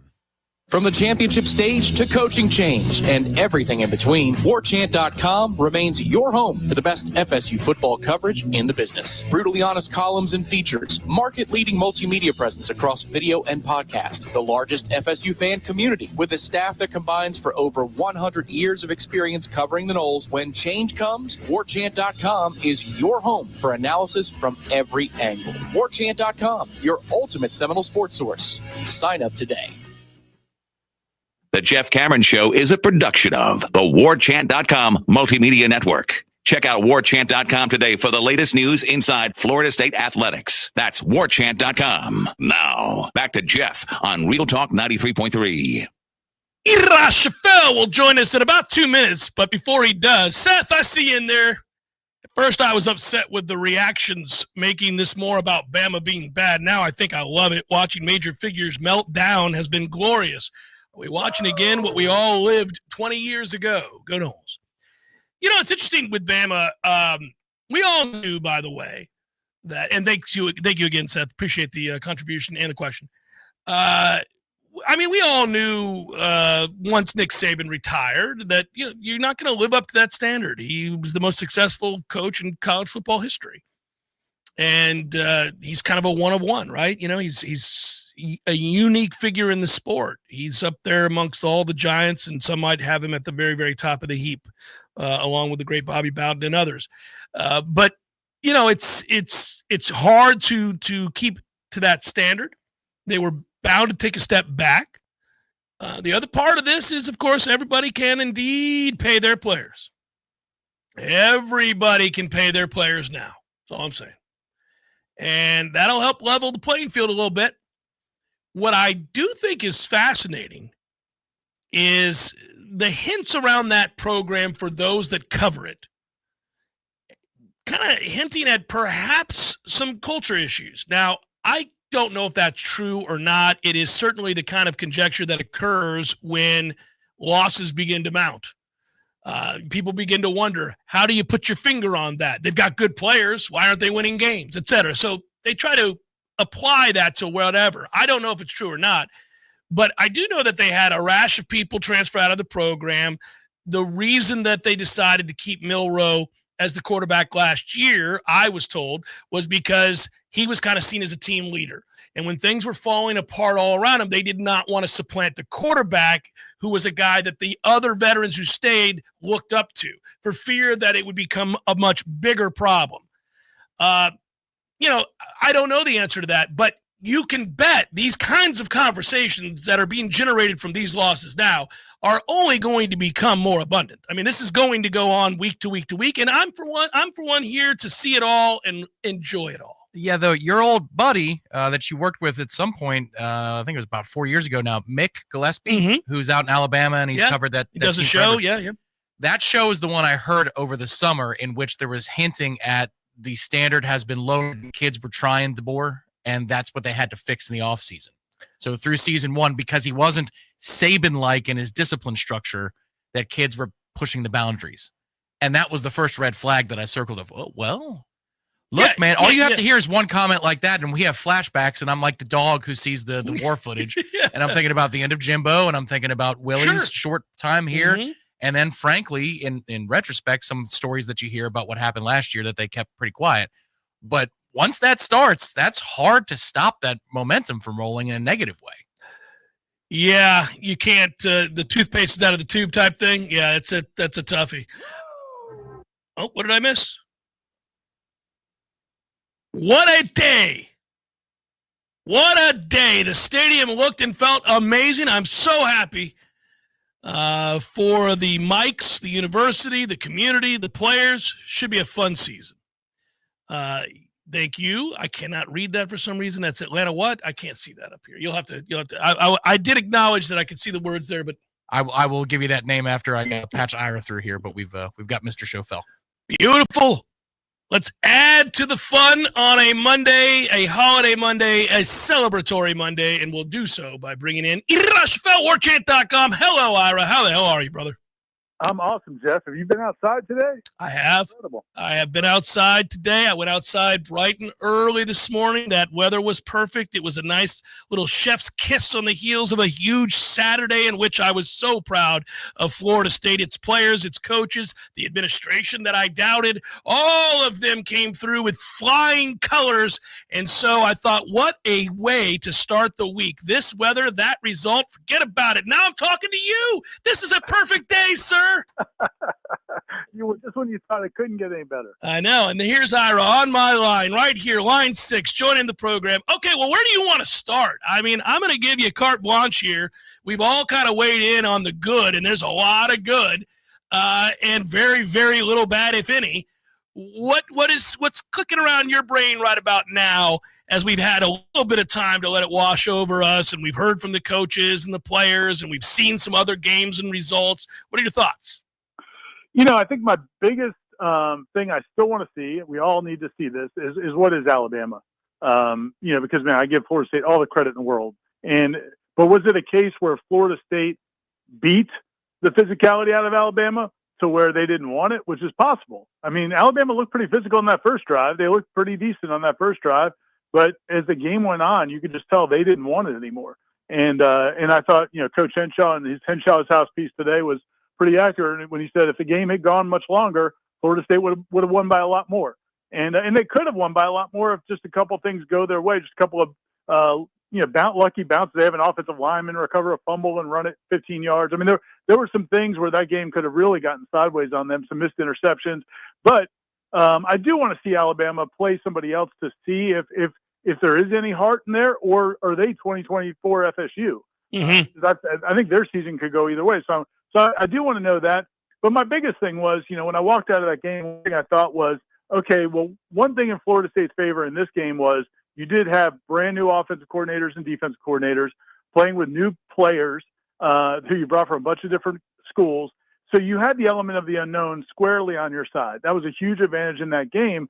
And as you go forward, you might not have quite the same advantage. But then the more I thought about it, it's like, and you guys were talking about it a little bit earlier on the show, it's not like Gus showed everything. And it's not like that it's an offense where, okay, now people have seen it, they're going to be able to stop it. There's so many other things he can do out of it. And then Tony White with the defense, again, he has shown a lot, but he certainly hasn't shown everything. And there's so many different personnel things that they can do.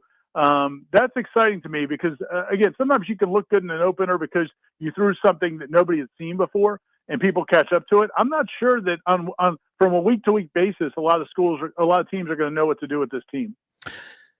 I just know they're going to show up and hit every week. And that seems like such a low bar, but I desperately wanted to see it, Ira. I just so much after last year wanted to see a team that flew to the football, that cared enough to lay it on the line. And I wanted to see, can you do that at the line of scrimmage? Can you compete? Can you be physical? Can you be nasty again? It's what I've always expected from a Florida State defense. Obviously, coming up in the era of Mickey Andrews, it made me sick when I didn't see it a year ago. And man, that's what continues to bounce around my brain right now is this idea that, man, they're back. They're back to being difficult because they hit and they bring it on every play. And I don't think that's going to go away because Tony got those guys to do that. And then you look at what Coach Hand has done in that offensive line. Those guys were nasty on Saturday. They won at the point of attack. They got pushed. This is a very, very different looking team physically. They're committed to hitting. Yeah, 100%. And, I asked Mike Norvell about that today. Like, when did he feel like that was coming? Could he see it in the spring, or was it something he's seen in preseason camp? And he said it has been a gradual process and something they've worked at. Part of it was recruiting guys that they believe bring that to the team. But another big part of it was getting guys challenging them in practice to bring it every day and then walking that fine line. And that's challenging, man. Look, think of all the injuries a lot of these other teams had in preseason camp. Florida State was pretty fortunate, and they've been pretty fortunate so far. But you can talk about, we're going to be physical and we're just going to hit every day. Well, that's not always the smartest thing to do. But they must have walked a really fine line with that. We're bringing the physicality out while also preserving some of their health. And I think, they looked like a fresh team in that game. They looked like they were well prepared for that game. I mean, just really every button the coaching staff pushed, I think they did it right. And the other thing I think that we need to watch now, again, with this team, though, is it is a long season. And so can they do it consistently? Mm-hmm. They've had a chip on their shoulder for 8 months, 9 months maybe. And, that's great motivation. Well, now everybody's telling you how great you are. So now they have to tackle a new challenge. But I do like the way the schedule sets up here now with these 2 games, because originally we were always worried about, if they lose poorly, if they play poorly and lose to Alabama, you don't have a month. You have another month before you actually get to rectify that against Virginia and Miami. Well, now it was the exact opposite. But the great thing is you can work on some things over these next few weeks. So I think now, I didn't like the schedule before, but now I think the schedule sets up really well. It's interesting too to see how they'll play it. These next 2 games that you're referencing are obviously games Florida State should be able to win with largely their backups if they'd like. I wonder what percentage of the game the starters play in both these next 2. You get a sense from that listening to Gus or Mike? Well, I mean, I think my guess would be they didn't really give much of an inclination, but my guess is because this is still pretty new. I mean, these guys are, Gus made it sound like they just practiced with all the entire offense together, really just for about a week or so, because you did have Squirrel White when he got the offensive line back. Then Squirrel White was a little banged up, and then so there's been some things here or there. So I think they're still going to want to run some stuff. My guess would be if they come correct, if they come sharp, and they play well, I would think early third quarter maybe you make some changes. But the reality is, man, SMU didn't just destroy East Texas A&M. I mean, East Texas A&M had a bunch of turnovers, but they had the ball in the red zone and blew some opportunities. So I think you go into this game with the mindset of let's take care of business and maybe get guys out of there in the third or fourth quarter.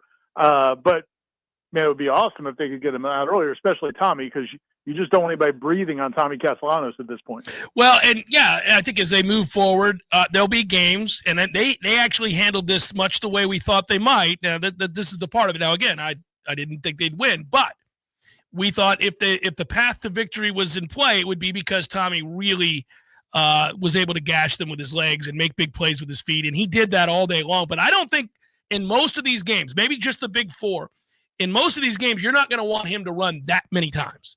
I don't think. And this is a game where you get an opportunity to just turn and hand the ball off and probably do so with, I mean, that is a very deep backfield. It's such a fine line. You want to add to your offense, put more on film, run more guys out there in unique situations, and at the same time dial back how often your quarterback gets hit. Well, and I also think, when you look at the way the offense played the game and how well they were prepared, man, it really speaks to the job Gus Malzahn and the offensive staff did.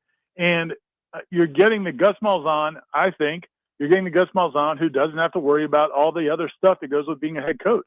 And if you go back to earlier in his career when he was locked in on offense and offense only, he was pretty masterful. And I think when you look at this game for Alabama, man, he hit them with so many things that they didn't expect and weren't prepared for.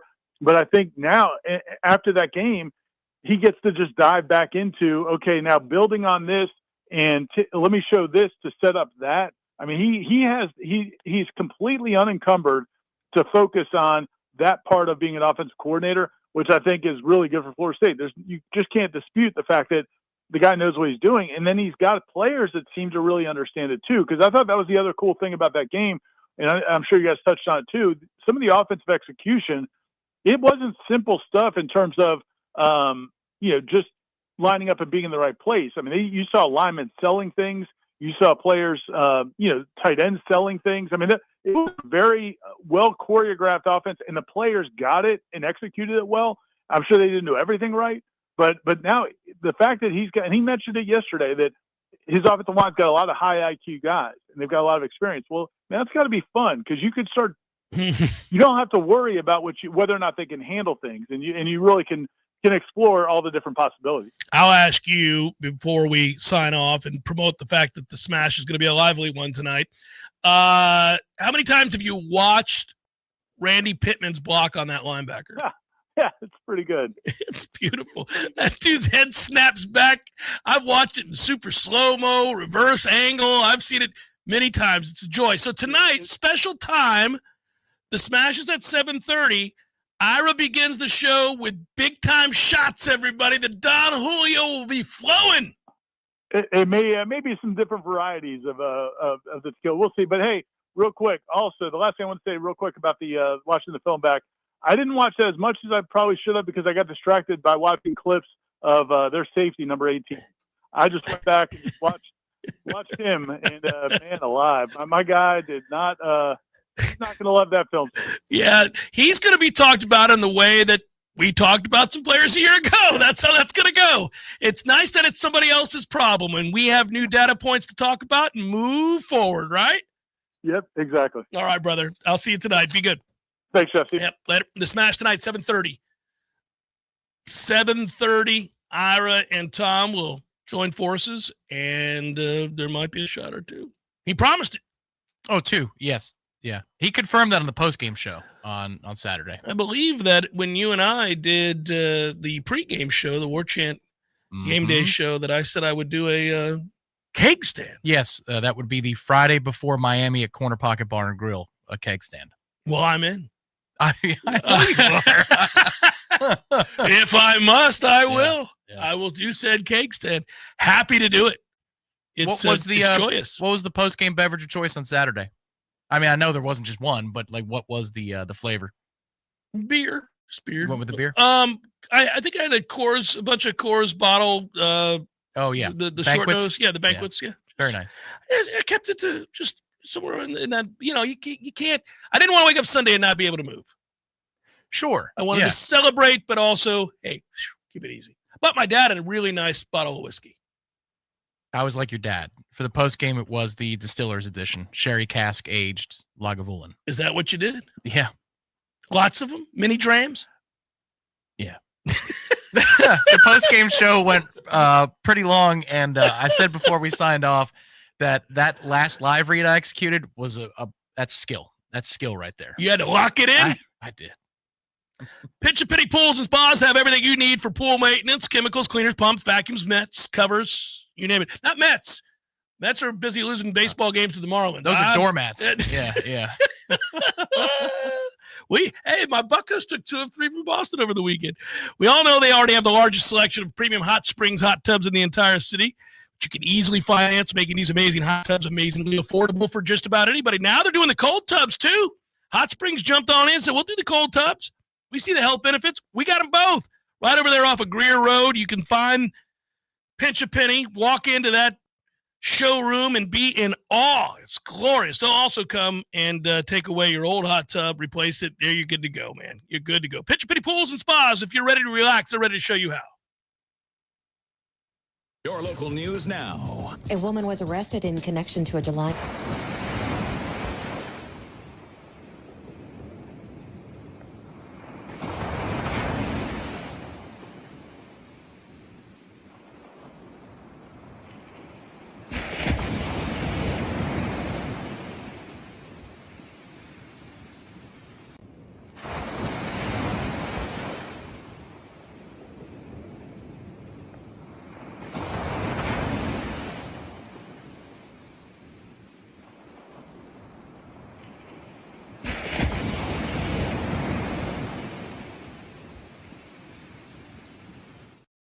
the story and believe she intentionally tried to cover up the crime. Hayes will have her first appearance this week. This is Rachel Anay with your Earl Talk 93.3 local news update, brought to you by Macklemore Systems, Tallahassee's go-to Mac store. Check them out online at MacklemoreSystems.com.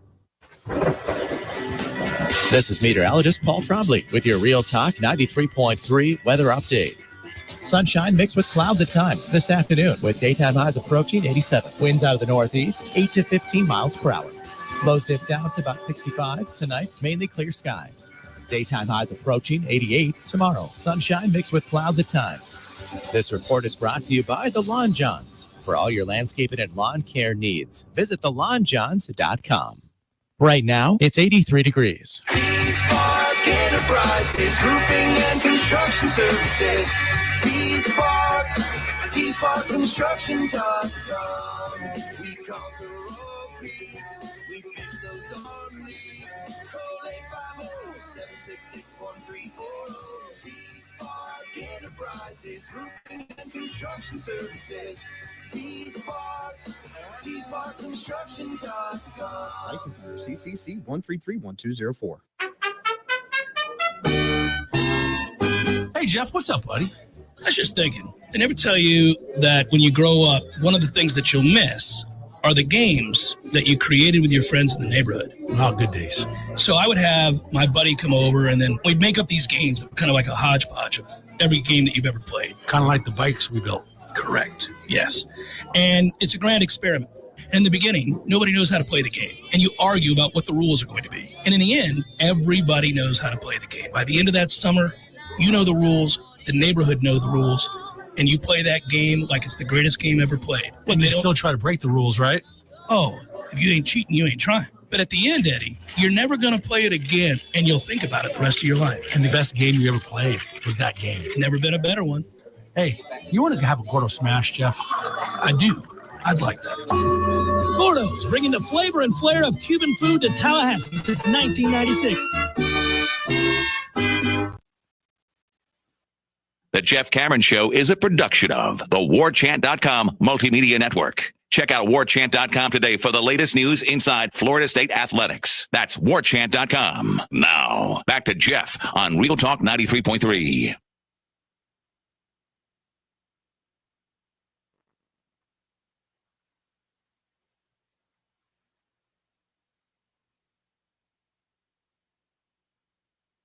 I couldn't hear it all. You're like, Jeff, the show's going on. I'm reading messages. I'm one after the other. Video clips on the phone of different hits from the game, different people screaming at the TV, celebrating. I apologize, everybody. That was unprofessional on a holiday. Muddy Guns writes, after a year and a half of misery, one word sums up Saturday equals glorious. Go Noles. It does. It does. Frankie, updated W's and L's? No. We're not doing any updated. We don't change our W's and L's. Those are what they are. They're snapshot in time. Snapshot in time. Although it does change the possibility, doesn't it, Tom? It does. We said we were going to do another one after game 2 because we would have data about what the team actually was. So we'll be doing, in all likelihood, a 2-0 version of W's and L's. Well, also, by the way, I did already pick us to beat Miami, so that can't change. I think we had consensus on that one. Yeah, we did. I might want the Pitt pick back. We'll see. Also, from the previous segment before Ira joined the program, that was ATL and Juna Pham. You were looking for. There it is. I can see it now. Yes, Okay. Yes. My apologies. Yeah. I wanted to make sure I gave them their just due. They were very kind to jump in here and offer up support. So I want to make sure we did the right thing. Who am I missing? Go ahead. Flash them out here. Final segments this hour. We'll keep going here. Are Florida State and Miami the best teams in the country after week 1? Missed you on the post-game show, Jeff. Yeah, well, this was a little bit different, first name John. Appreciate the contribution. I was in the stands with my family, and we took some time to come out of there and to walk around and celebrate with everybody. Ran into a ton of Noles in and around the stadium, and wanted to take the time to celebrate with them. By the time I got to my car, they were well deep into that post-game show, and I thought, I got to drive home. I got to get situated, get some food in my belly and all that. I never could get around to jumping on board. I would have loved to. I'll do it. I'll make it a point next time. It went a while. Nobody wanted to go away. Everybody wanted to feel the feeling forever. So yeah, I think they're still feeling that feeling. It's a good day. So. Jason said, you should start a Get You Some Player of the Week award, Jeff. High tide, low tide, roll tide. It don't matter. Noles in 5. You know what? I would tell you that it's kind of our above and beyond player of the week. It kind of is, and we're going to do that next hour. So we will get to that. But I could do a come get you some player of the week. We could sprinkle that in there at some time on a Monday. Is your player for the above and beyond? I'm assuming you have a couple of candidates in your mind. Is it going to be an offensive player or a defensive player? Well, I'm not telling you that. You have to stay tuned. Well, I've got I could write the name of my person down right now. I'm thinking it because you'll steal mine. Right. That's how this works. Steal my player. I'm not letting you do it. Jeffrey writes, the best part is watching the Alabama fans exit and a few of them giving us the finger. There were a lot of disgruntled Alabama fans. I have to tell you, Tom, just so you know, dear friend of ours, owner of a local establishment that has been a supporter for a long time, Rob at the Metro Deli. Had the misfortune of being in the same aisle as 3 really over-the-top Alabama fans who would not shut up. Really? And I got to give Rob credit. He asked them to kindly shut up. And it is that how he did it? No. Yeah. It was I was a little worried. Do you think security would be? I thought things could get interesting. Yeah, it was like, well, here we go. But it was really silly of the Bama fans to be prattling on as they were, given that at the time that the initial arguments began, they were down 24-7. I would. Oh, Lord. Yeah, man. It's time for you to be quiet. That's like that. It's an ass whooping. Yeah, I'll have to slide into Metro this week to get the full story from Rob's perspective. I was going to text him, but he was smart. So how close is he to where you guys are sitting? Very, very. Okay. He didn't see me, and I didn't go over to bother him, but I will. Oh, well, now he knows. He's getting texted. 340 Island Boy writes, Heather Dinich on Get Up this morning has FSU as number 5 in her projected polls. Who cares? She's not very good at her job. But I'm not being a jerk to you. I'm just like, I don't care what Heather has to say about much. Well, it was never going to get better than the 2012 Orange Bowl. According to her. Sandman, Jeff, how many cake stands will you be doing this season? Tom, what was the name of the scotch you were consuming post-game? Lagavulin. Yeah. It was a 16. The name of it was gone.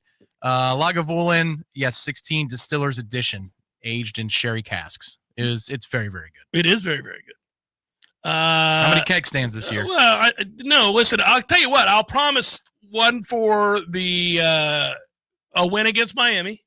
So that would be 2 if Florida State starts the season 5-0. And then I'll give you another one if we beat Clemson. For sure, Clemson on the road. I mean, come on, that's doing some things. And then I'm not giving you one for Florida yet. Maybe. We'll see. Well, what if they go 12-0? Are you going to do one for every quarter of the ACC championship game? Oh, man. I think the one player I was most impressed by was Mandrell. How about the Desir twins? Hey, Tony White was telling the truth. Man, wasn't he? Sorry, Tony. That wasn't just a motivational ploy. Right. Well, we thought it was a motivational ploy to get other people to do their jobs. But well, I also think that what ended up happening clearly, Mr. Lyons got healthy. I don't think he was healthy for much of camp. We kind of maybe wondered if the fact that they weren't talking about him was to motivate him. We found out later on that he had some nagging issues. Thank goodness he was healthy because he played well. He did indeed. He played very, very well. 5 was on the field, and you noticed 5. The most we've noticed 5 since Jameis. Yeah, those guys. Brock writes, we did it, boys. Time to move on and get better. Here's a little something for y'all on the lay and play parlay. Go Noles. Well done, sir. Nice. I'm going to get out in front of this one because you'll Ron Burgundy. Just watch the next one because it's close. Yeah. And I think if you rifled through it, you might have. For blanks and giggles, could you give us a quick ACC top 5 power rankings? He does Sydney Sweeney Fan Club, Miami, FSU, Clemson, Georgia Tech, and Louisville. For giggles, I've got Florida State 1 with a bullet. It's probably a great distant second for Clemson and Miami and anybody else in this league. It's Florida State way up here for giggles. Florida State played a more complete game this weekend against a top 10 opponent than Miami did. They were both at home for those games. Yeah. So Florida State gets the edge. I don't care about preseason rankings. Florida State looked like the better team this weekend. The best team this weekend. Number 1. In the country. Yeah. Perhaps. We don't know. We don't have enough evidence one way or the other. You might say, well, but Jeff, Ohio State beat Texas and dominated on defense. Yeah, maybe. Maybe Arch Manning's ass.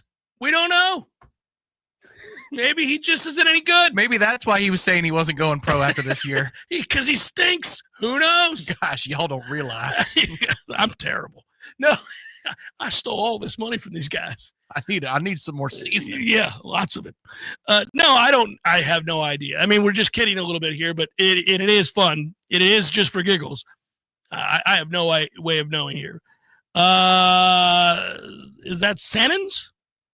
Yeah. I think Ingram Smith and probably others could have used your post-game Cat 5 maintain warning. I talked to Ingram today, and there's nothing but good news right now on that front for the Battle's Inn. And, hey, I can tell you this. We had a good conversation just in general. We often talk about the program and talk about this show. We talk about the Battle's Inn. We talk about big picture stuff for FSU. And during our conversation, he did say to me that he was really excited for the people that stuck around. for the people that stuck around and remained members of the Battles Inn and contributed and understood the importance of being supportive at a really tough time for the school and for a group like the Battles Inn, that those people were rewarded. Their contributions allowed for them to go out and get people like the Desir twins that we just referenced. Allowed them to go out and pay for a Tommy Castellanos and to a be Chroma. here. I mean, come on. Yeah. So say the quiet part out loud. You needed to come with it in order to get that kid away from Georgia or other programs. And without those, die hard, ride and die Battles Inn members, it would not have been possible. And so I'm sure we'll see in the coming weeks just an uptick again in what the Battles Inn can do. And I would strongly encourage you to do that. Final hour forthcoming. Stay with Jeff Cameron, Show 93.3 Real Talk Radio, Warchant TV.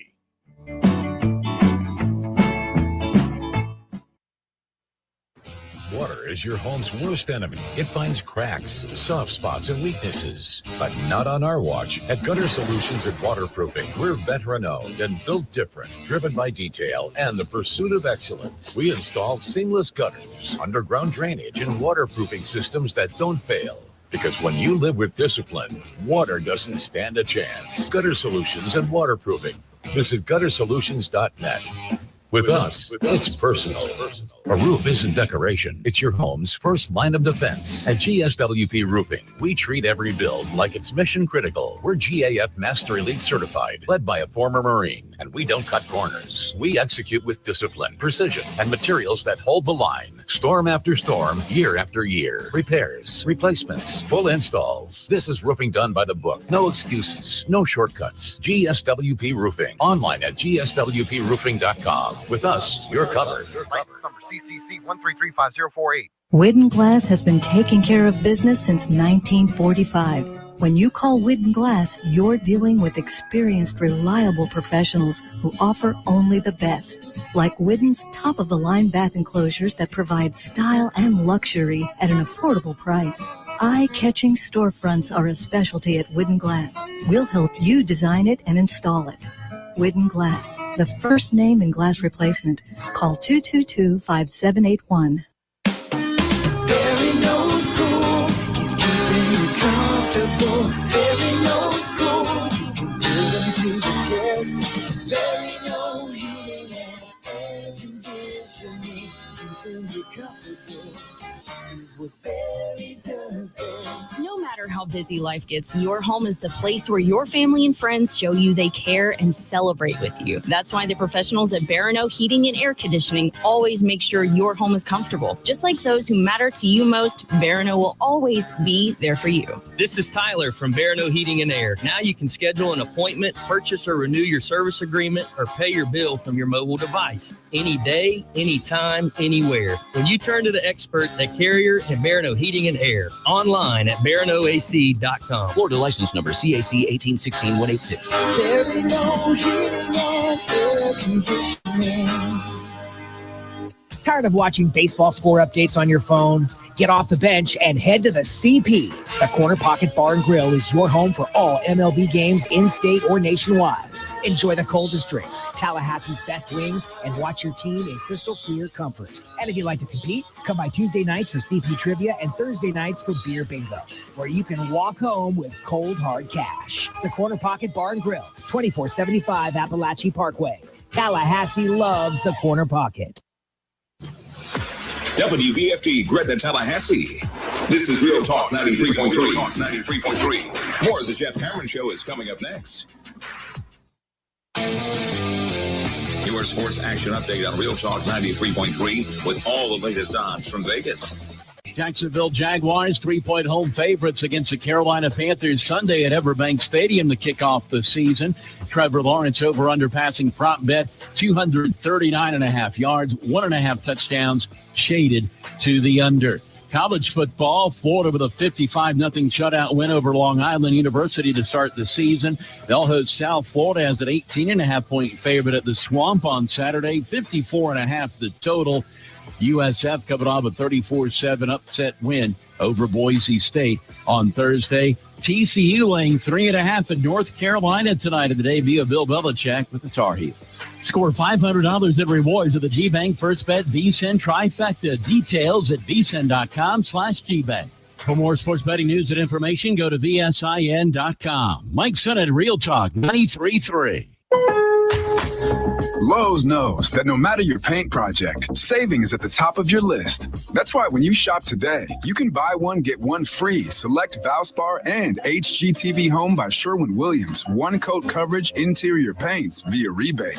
Shop these deals in-store or online today at Lowe's. We help, you save. Selection varies by location. While supplies last. Discount taken at the time of purchase. See sales associate for details. Offer valid 8/21 through 9/3. At Skechers, we put the S in comfort. Wait. Skechers put the S in comfort? Yes. Comfort you have to feel to believe. Skechers, we put the S in comfort. Let me try. Okay, I'm just stepping in and... Oh, wow.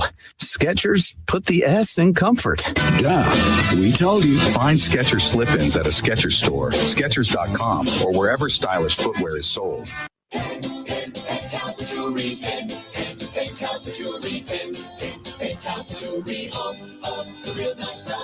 Hey man, have you heard the sound? Outfit Jewelry's the best in town. For rings, diamonds, earrings, bracelets, and more. Outfit Jewelry Store. When was the last time you randomly did something nice for someone that means a lot to you? Now, I say this every day at the end of my show for everybody to be a better person today than you were yesterday. Well, one way to do that is to drop into Pentalpha and get a gift for someone who deserves it. It'll brighten their day, their week, maybe even their year. You don't have to wait for a holiday or special occasion, so don't wait to go check out a true local gem, serving Tallahassee since 1988. Now sing along with me, and I'll see you at Pentalpha. Pentalpha Jewelry, Pentalpha Jewelry, Pentalpha Jewelry, home the real nice guys. When it's time to honor a life well lived, trust Cornerstone Memorials. Experts in creating meaningful memorials with generations of care and craftsmanship. We help you create a lasting tribute to your loved ones. Cornerstone Memorials creates custom designed headstones, mausoleums, detailed stone engraving, and more. Visit cornerstonememorials.org or call today to speak with a compassionate expert. Cornerstone Memorials, honoring life and preserving legacy. Did you know indoor air is 5 times more contaminated than outdoor air? E&B Heating and Air Conditioning offers plasma air cleaning solutions for continuous air purification throughout your home, eliminating harmful pollutants. Contact E&B today so you can breathe better tomorrow. Real Talk fact number 44. Banging your head against the wall for 1 hour burns 150 calories. This is Real Talk 93.3, Tallahassee's Real Talk station.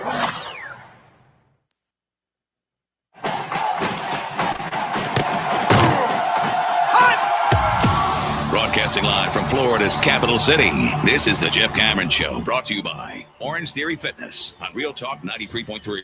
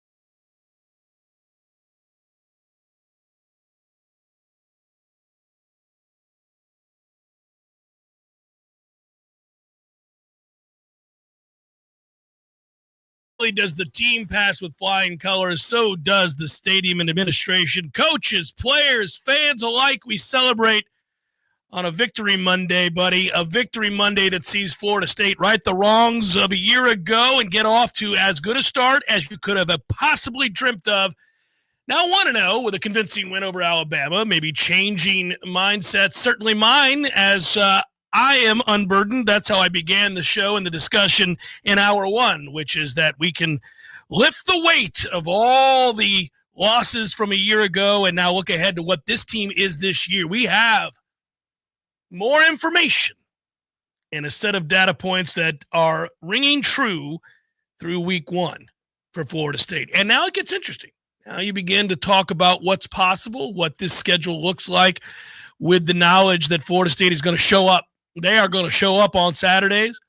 They're going to hit. They're going to play fast. They're going to play hard. They're going to play with a whole lot of get you some. And I think that was the first and foremost thing I wanted to see, saw it, and then I got so much more. So much more than maybe really I could have by rights anticipated. I thought that we would look different. I did say over and over again that, hey, look, I'm not picking us this weekend, but I do think we're going to play hard, and I do think we're going to play nasty, and I do think we're going to hit. And we did. But probably, Tom, to be honest with you, even more than I had hoped for, because this was a group that was, I think, more well-organized than I would have guessed possible, given how limited they were in the spring. You had a real solid grasp of and understanding by the players of what they were being asked to do in Tony White's defense and Gus Malzahn's offense. And then you throw in that physicality, you throw in that line of scrimmage dominance from the offensive line and the defensive line, and man, you can't help but be a little bit giddy today and think about what's possible. It's easy, as we all know, to get out a little over our skis after just one win. But it's not just any win. It's a big win, man. It's a very important win for the program, one that I think infuses confidence. And now you know the belief clearly was there going into the game on Saturday. They wouldn't have played with the tenacity that they did if they hadn't bought in. So they clearly, the coaches got them to buy in to a certain way of playing the game of football. But now that belief is only bolstered because they were put in positions to succeed, and succeed they did, and they get a big win. And obviously the search for that euphoria, that feeling, that payoff once invested is something that never goes away. It's something I miss terribly about football, that when you put in the work, and it's really hard, and you believe in each other, and you believe in the coaches, and you go out there and you're rewarded for it, you want to chase that every Friday. Well, back in high school, every Friday. In football, obviously in college, it's Saturday. In the NFL, it's Sunday for the most part. So you chase that every week. You chase that reward for having done the right thing, for having prepared the right way, for having bought in and committed to one another and to the program and to each other. You see the gift that you give a fan base.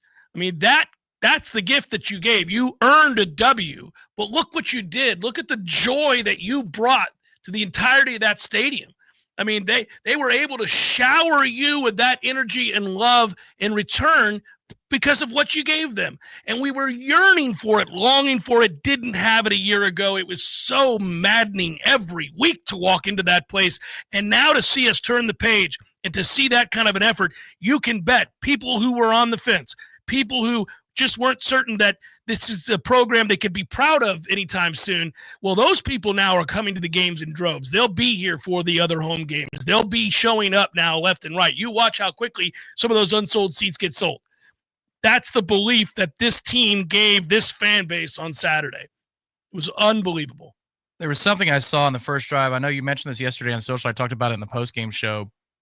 Even after Alabama scores, and it takes them 9 minutes to do so, I was so impressed with the operation of communication between members of the secondary and the sideline. You know, Tony White said in his presser last night that they got some signals wrong when it was up front with the games and the stunts they were supposed to run, but they mostly did the right thing.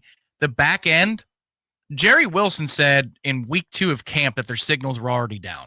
And I thought, really? In this new defense, you're a summer enrollee. I know that he had played in it before, but you already have your communication down. So in my head, I had a note. I wanted to see how it looked.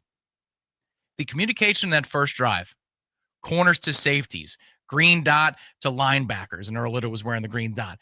It was impeccable. The TV broadcast doesn't catch this. I was so glad to be in the stands for it. When Alabama burns their first time out of the game on that opening drive, they have a play. We have a play. We tip our hand that we're blitzing. They react and they switch out of the play. How many times do you see a defensive coordinator just keep on whatever they have on? Well, as they're changing their play, our guys, all their heads dart to the sideline. Or they look at Earl because Earl's getting the communication. But I'm sure it's probably at that point sideline because the play clock is going down. They check into a brand new play, take the blitz off. And that causes Alabama to pause. Crowd is now getting louder and louder and louder. So you've got communication and the raucous atmosphere in concert, and it earns you a timeout in a key moment. Man, you know how hard they had to work to be able to pull that off on the first drive of the season with a brand new defense that philosophically is nothing like the one they just were running? That is so much hard work, and they communicated beautifully throughout the game. That was something, I just marveled at. You could see it firsthand in the stands, but when you go back and watch the game too, you can see it in when I watched the television coverage of it. So many times you saw players right up to the very moment that, the play was at hand, making sure guys were in the right spots and understanding the communication. This is something that always frustrated me about Adam Fuller's defense. The criticisms I had of Adam had less to do with philosophy and less to do with his acumen for the game. When you sit and talk with him, I've noted many times, he's a smart guy. He understands football.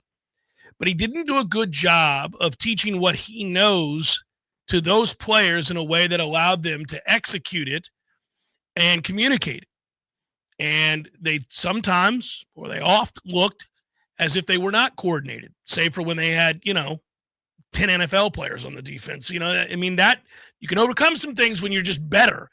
But when you're not, you really have to be coordinated. You really have to communicate. You really have to do some things that change the math a little bit. And I think you saw that was Tony White's brilliance on Saturday. I mean, what he's been able to do in a short period of time is convey the knowledge and get kids to understand it and execute it and communicate it on a game day when it's all going 1,000 miles per hour. That's a big, big win for Tony's defense. And it's a big, big win for Gus's offense because, again, they largely set the tone by answering back after that opening drive, tying this game up and subsequently taking the lead at 14-7. And all of a sudden, everybody there believed. Alabama understood what was at stake in that moment and that Florida State was there to play. They were reeling. The fans let them know about it. They began to believe. And certainly that infusion of life was felt through all four quarters. It was amazing. And we always talk about, and in a home game, the atmosphere is going to be in your favor. But it does make for more difficulty on defense because your ears are ringing. You have to know everything that if you're on the road and everybody's quieting down for that offense on the field, you can hear your teammate, but you have to know the signals. You have to know your eyes have to be all the more trained to be in the right place before the snap. So in case there's some frantic thing that Tony White wants to change before the snap, you got to be alert, head on a swivel to check with your safety, check with whoever it's going to be, linebacker in some circumstances, to make those changes. It's just that's so difficult to pull off, and it was so organized. And then on offense, you saw other dynamics like that made me proud as well, whether it be shifts or formations. Sometimes the alignment was just a little bit off, but they got it cleaned up before the snap. And then also I thought when they got into the 4-minute, they showed some dynamics that, okay, for an up-tempo offense, that's what they want to be at their core. You saw late to the line of scrimmage, Gus putting his hand up to the sky and saying, wait, do not break the huddle until there's 5 seconds to go. In one situation, they did that. These little dynamics of how to manage different situations tells me that they've been very intentional with the work they've done since spring camp, and it showed. Am I allowed in the third hour one little tisk? The drive, and it's before the last one, because the last one they do the right thing and bleed the hell out of the clock. But, boy, there's moments when we're snapping the ball with 30 seconds on the play clock. They're pretty late, and I'm like, what are we doing? You can let that run a little bit there, Gus. I mean, that I think it was the penultimate drive. It was like 7 minutes to go in the game, and we're playing fast. That's going to be their identity. But they did show you as the game finished that they do have a 4-minute offense. And I think it's also smart in this day and age with green dots now, especially for communication. Wait till the last second to come to the line of scrimmage. If you remember when I believe it was Clemson and Brent Venables got schooled in the playoff a few years ago, it was Ohio State who made the change and said that we're not going to go to the line of scrimmage and then do a check with me because Brent is a master chess player. Right. We're going to come to the line, not give you a chance to organize and go. I didn't know that you'd ever see that with Gus. And I agree with you. There are times when you're saying, hey, man, I understand what you want to do, but let's be a little judicious here. I thought in general he probably had it in third or fourth gear for most of the game. He picked his spots in the first half. Oh, yeah, I agree with you. Like, I love the splash play tempo off of the Squirrel White catch for the touchdown. Yeah. That's all about tempo. That's not about scheme. That's about being organized, getting ready to go off an explosive.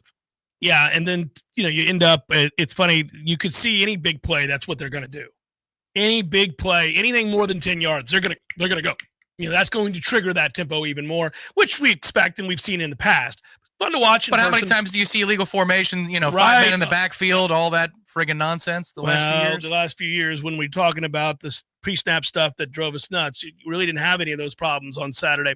But I wanted to reiterate, because every hour is different. In theory, every 15 minutes in radio, you have a brand new audience. I know that's not necessarily true, but for those that didn't hear me say it in hour one, kudos to the administration, kudos to the university officials, all the people that contributed large sums of money to get this operation modernized and to make the stadium game day experience that much better. It had to be. It was something I've complained about for years. It's something that I've wanted desperately to see. I always found it to be lacking and a little embarrassing for my school to be so far behind in that genre, in that realm, if you will. And man, they just hit a home run in every way on Saturday. I thought the game day experience was phenomenal. And I'm sure that somebody had a hiccup somewhere, because there's no perfect experience across the board for everybody. And that's really anywhere. But I have yet to hear of anybody complaining too much about the game day experience. I thought the concourses were amazing. I thought the design of the changes were spot on. I thought obviously the stadium noise made an impact in this football game. It was not diminished at all. I thought the availability of food and beverage was exactly what I wanted it to be. I thought the ticket exchange on the phones and, having modernized the way we come in and out of the gates so much better. There was ample help to be had if you needed it. Everywhere you looked, there was somebody willing or ready to help you, looking for you. The second they saw confusion on anybody's face, can I help you? You need something? It was so much better than it's been, and it was a home run. And this offseason, this summer, I doubted that they could get it all done. I did. I don't regret saying those things, because I have, in the past, a track record of things that Florida State's come up short on, and it's always frustrated me. But when they get it right, I'm going to say it, and I'm proud of them. It was fantastic. They did a great job. Yeah, I got to see around the stadium 2:40 to 3 o'clock was the time I was walking around the stadium to go into the gates myself, which is something I don't get to do very often. And last time I was there for a game, I think it was 22 Florida. It was a nightmare. But I went to Gate B, which is out nearer to the Bobby statue and nearer to the football only facility now. Gate C had a long line, but it looked to be moving. And Gate C is like, that's the big shebang now. Yeah. But Gate B it was nothing. Like, it was, boom, it was done. You go through that first wave of security for metal detector purposes, and then it's a steady, constant flow into the stadium. It was no problem whatsoever. And then the concourses are huge. All of those little erector set pieces, you would get kind of hunched in, even though it's a wide area underneath the stadium. And once we got in there, we had to wait for a couple minutes to go all walk up to the steps together. It is a wide concourse, a lot of room for people to move and feel like you can breathe for a couple seconds. Well, a good example of it is during when the deluge began, when the rain started coming down just before the halftime. A lot of people beat feet, got down into the tunnel and into the concourse, and I didn't feel any sense of being packed in like sardines. And that's with everybody utilizing the space. I don't know if this is a recurring thing or not, but during the quarter break, first to second quarter, they played Seminole Wind, which I thought they were doing in the third or fourth quarter. I don't know, with the lights, Anyway, I don't go to games very often. But they did it with a montage of the Seminole tribe of Florida and showing all of the interactivity between the university, but then also elevating the culture of the tribe. Please continue to do that. It's smart, and it's right to do. It was really well done. Maybe that's something they did last year. So I might be speaking ignorantly here, but more of that, please. I thought that was so phenomenally done, and anything we can do to elevate the Seminole tribe of Florida would be very, very good. So when we come back, you and I, we will have to take note and listen. We've got the opportunity to pick you. I'm not going to tell you my guy. You've got your guy ready. I do. Should I write it down for proof? The above and beyond? No, you don't have to write it down. I know we're not going to have the same thing. No, I know 100% we're not going to have the same thing. Okay, all right. But I also, when we pick You're going with Alford? When we pick our above and beyond player of the week, I also want to parlay off of that the fact that was the most watched final college game day. That was the most watched college game day edition of all time. The numbers came in at 5.1 million. And I do have to give credit to Richard Dush, who said about that, it seems the nation wanted to say goodbye to Lee. Well done. Well done. I think he's right. There's nobody that I've ever encountered in college football who didn't have a nice word to say about Lee Corso. It's time for the curtain call in Tallahassee next month. It'll be cool. See him plant the spear.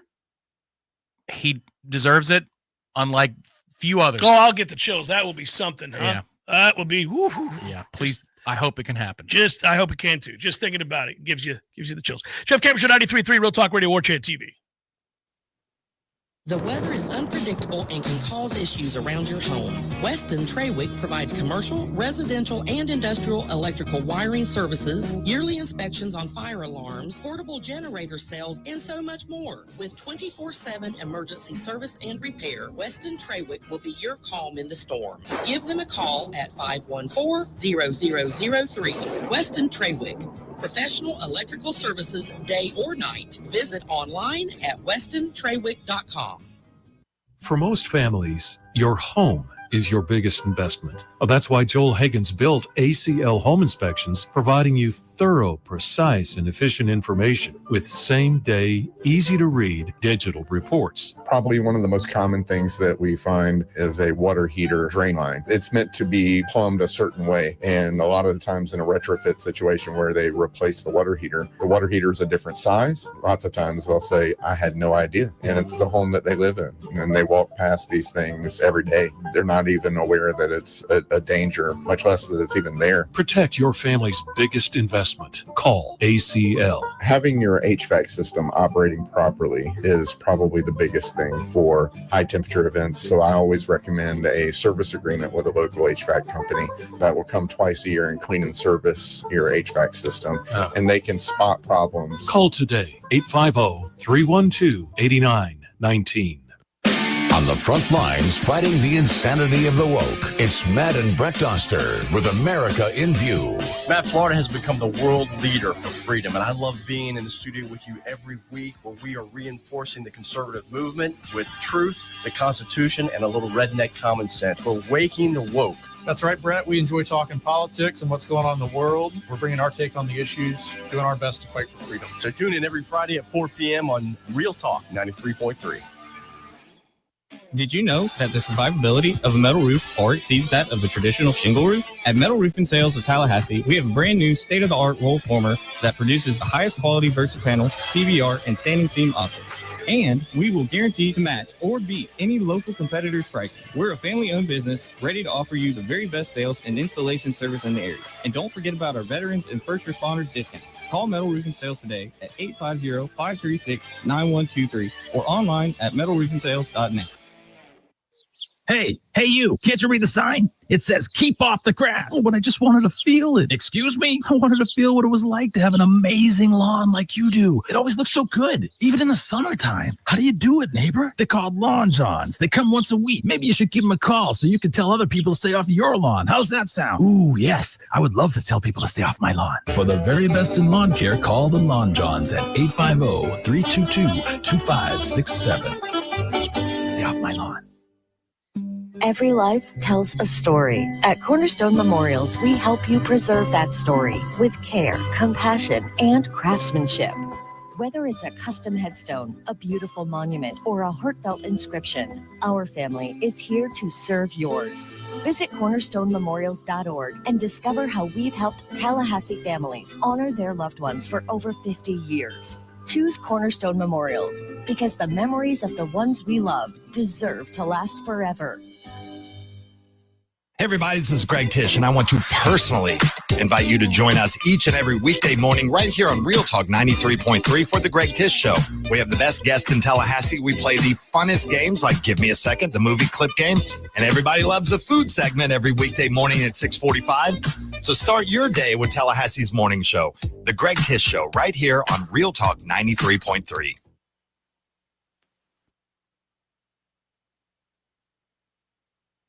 The Jeff Cameron Show is a production of the Warchant.com Multimedia Network. Check out Warchant.com today for the latest news inside Florida State athletics. That's Warchant.com. Now, back to Jeff on Real Talk 93.3.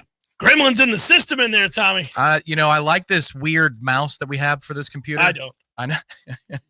I think it's smart in terms of the way it's constructed. Yeah. But it's wireless, and it does that twice a week, so I'm going to have to go get a wired one. You're going to have to tell I think there is a to wired go one to right hell. here. It is, yeah. Just use the other one. I really like the technology of this. But alas, it's failing you. When it clicks, it's supposed to click.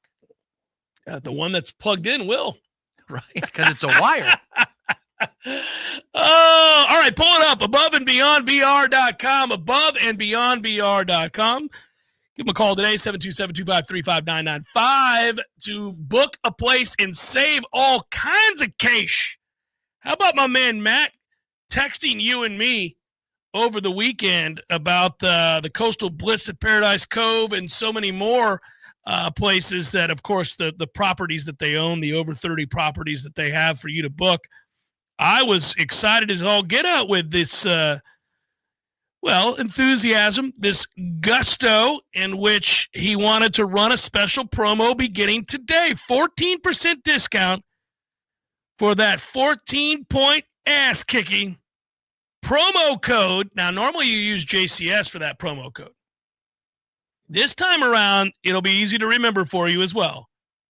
Promo code ROLLTRIBE. Promo code ROLLTRIBE for 14% off in savings. He's going to let it run all the way through until kickoff this upcoming weekend. Man, saving 14%, plus you already save because they don't have the middleman fees like they do at a VRBO. No, sir. Look at that property. And you are thinking about, Tom, the bye week?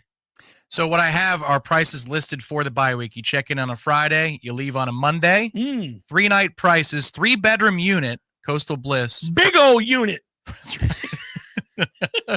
Between that and the quarterback sacks you were talking about earlier. Yeah. What a show. Grown man sacks.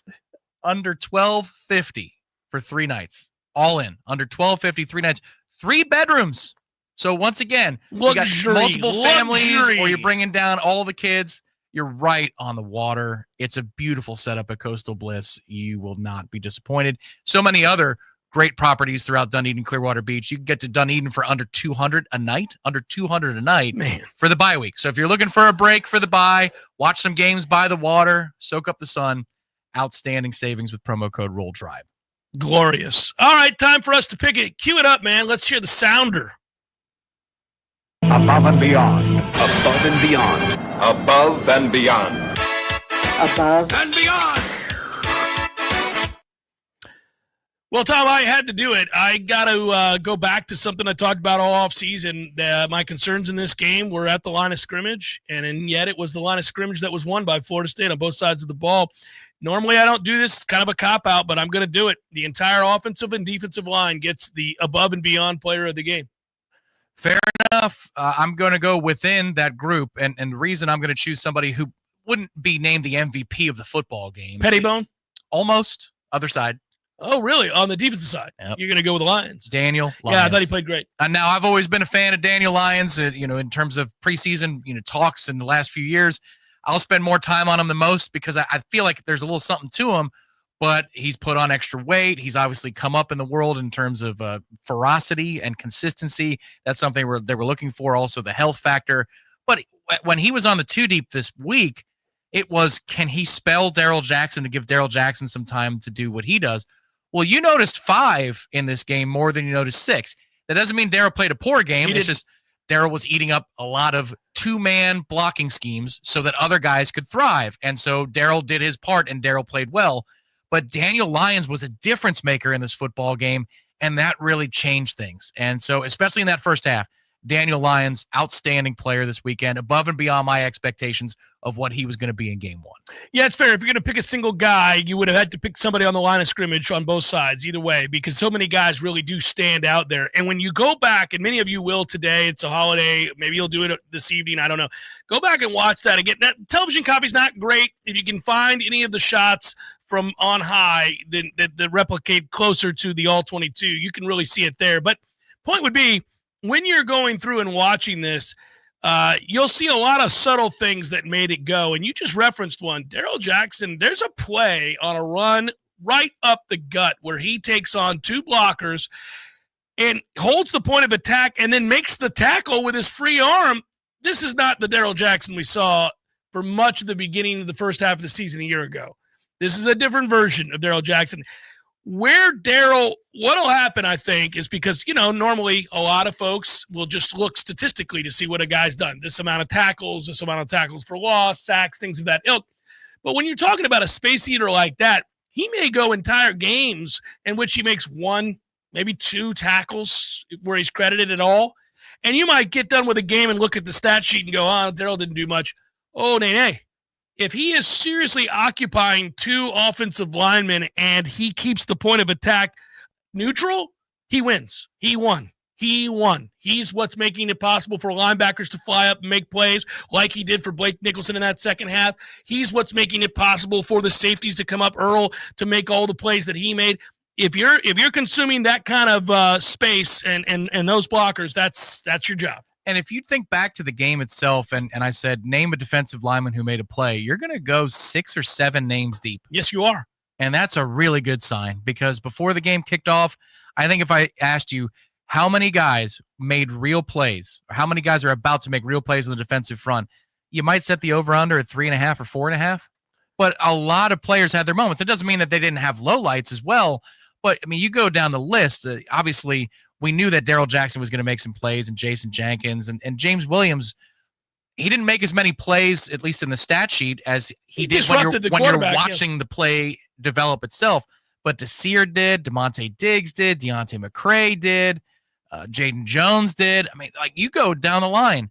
I did not expect that. Florida State played from in front in this game, and you could name more than a half dozen defensive linemen who had standout moments. That's really good news. By the way, speaking of which, some numbers that stand out to me is Caden Proctor, the all-world offensive lineman at Alabama, was guilty of giving up 6 pressures, 3 hurries, 2 hits, 1 sack. That's suck it, Caden Proctor. That's getting dominated. That might be a culture issue that they have there specifically with him, because all of the code words you heard, because he wasn't available for spring again this year. And they're like, not ideal. And he's not, and then what you heard in spring camp from those who had inside sources within Alabama's networks like Bama Online and others, it was about consistency and getting up to speed and shape. Really? You're about to be paid as a top 10 NFL draft pick at tackle. You're not in shape? What is that? The Formby kid gave up 4 pressures. 3 hurries, 1 hit. They knew that was going to be a problem. And the TV broadcast, well, they love him. I'm like, are you sure?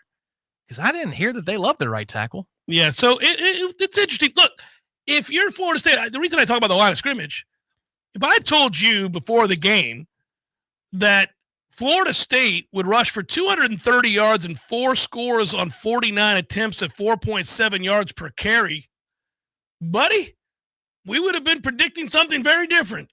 I would have been a little bit more emboldened than I was. I mean, I kept doing that on Saturday, and the folks around me did too. It's like, end of 1. Well, if I told you at the end of 1, we'd be tied at 7. And then at the end of the half, if I had told you we'd be going into the half, right? And at the end of 3, if I had told you by the end of 3, I mean, so many moments along the way where you're like, I would have taken this out of hand. So I don't have it committed to memory. It's 240 what on the ground? 230 rush yards, 4 scores, 49 attempts, 4.7 yards per carry. So it's 230. They ran for 87. Yeah, and 53 of those were in the first drive. Right. I mean, that's totally shut down. That's spooky. Alabama had one run of over 10 yards. Yeah.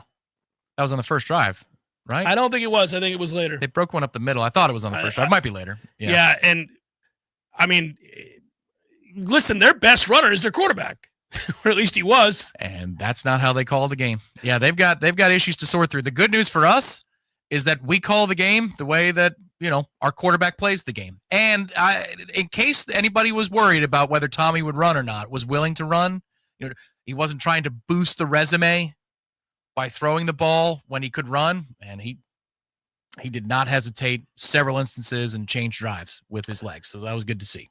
I was asked by somebody regarding just Florida State's turnaround on Saturday, and I said, I really believe you could extrapolate this out. I think more and more this is going to become the norm when you think about, and we're all learning as we go, the new day and age of college football, which allows for unlimited transfers, and everybody can pay their players.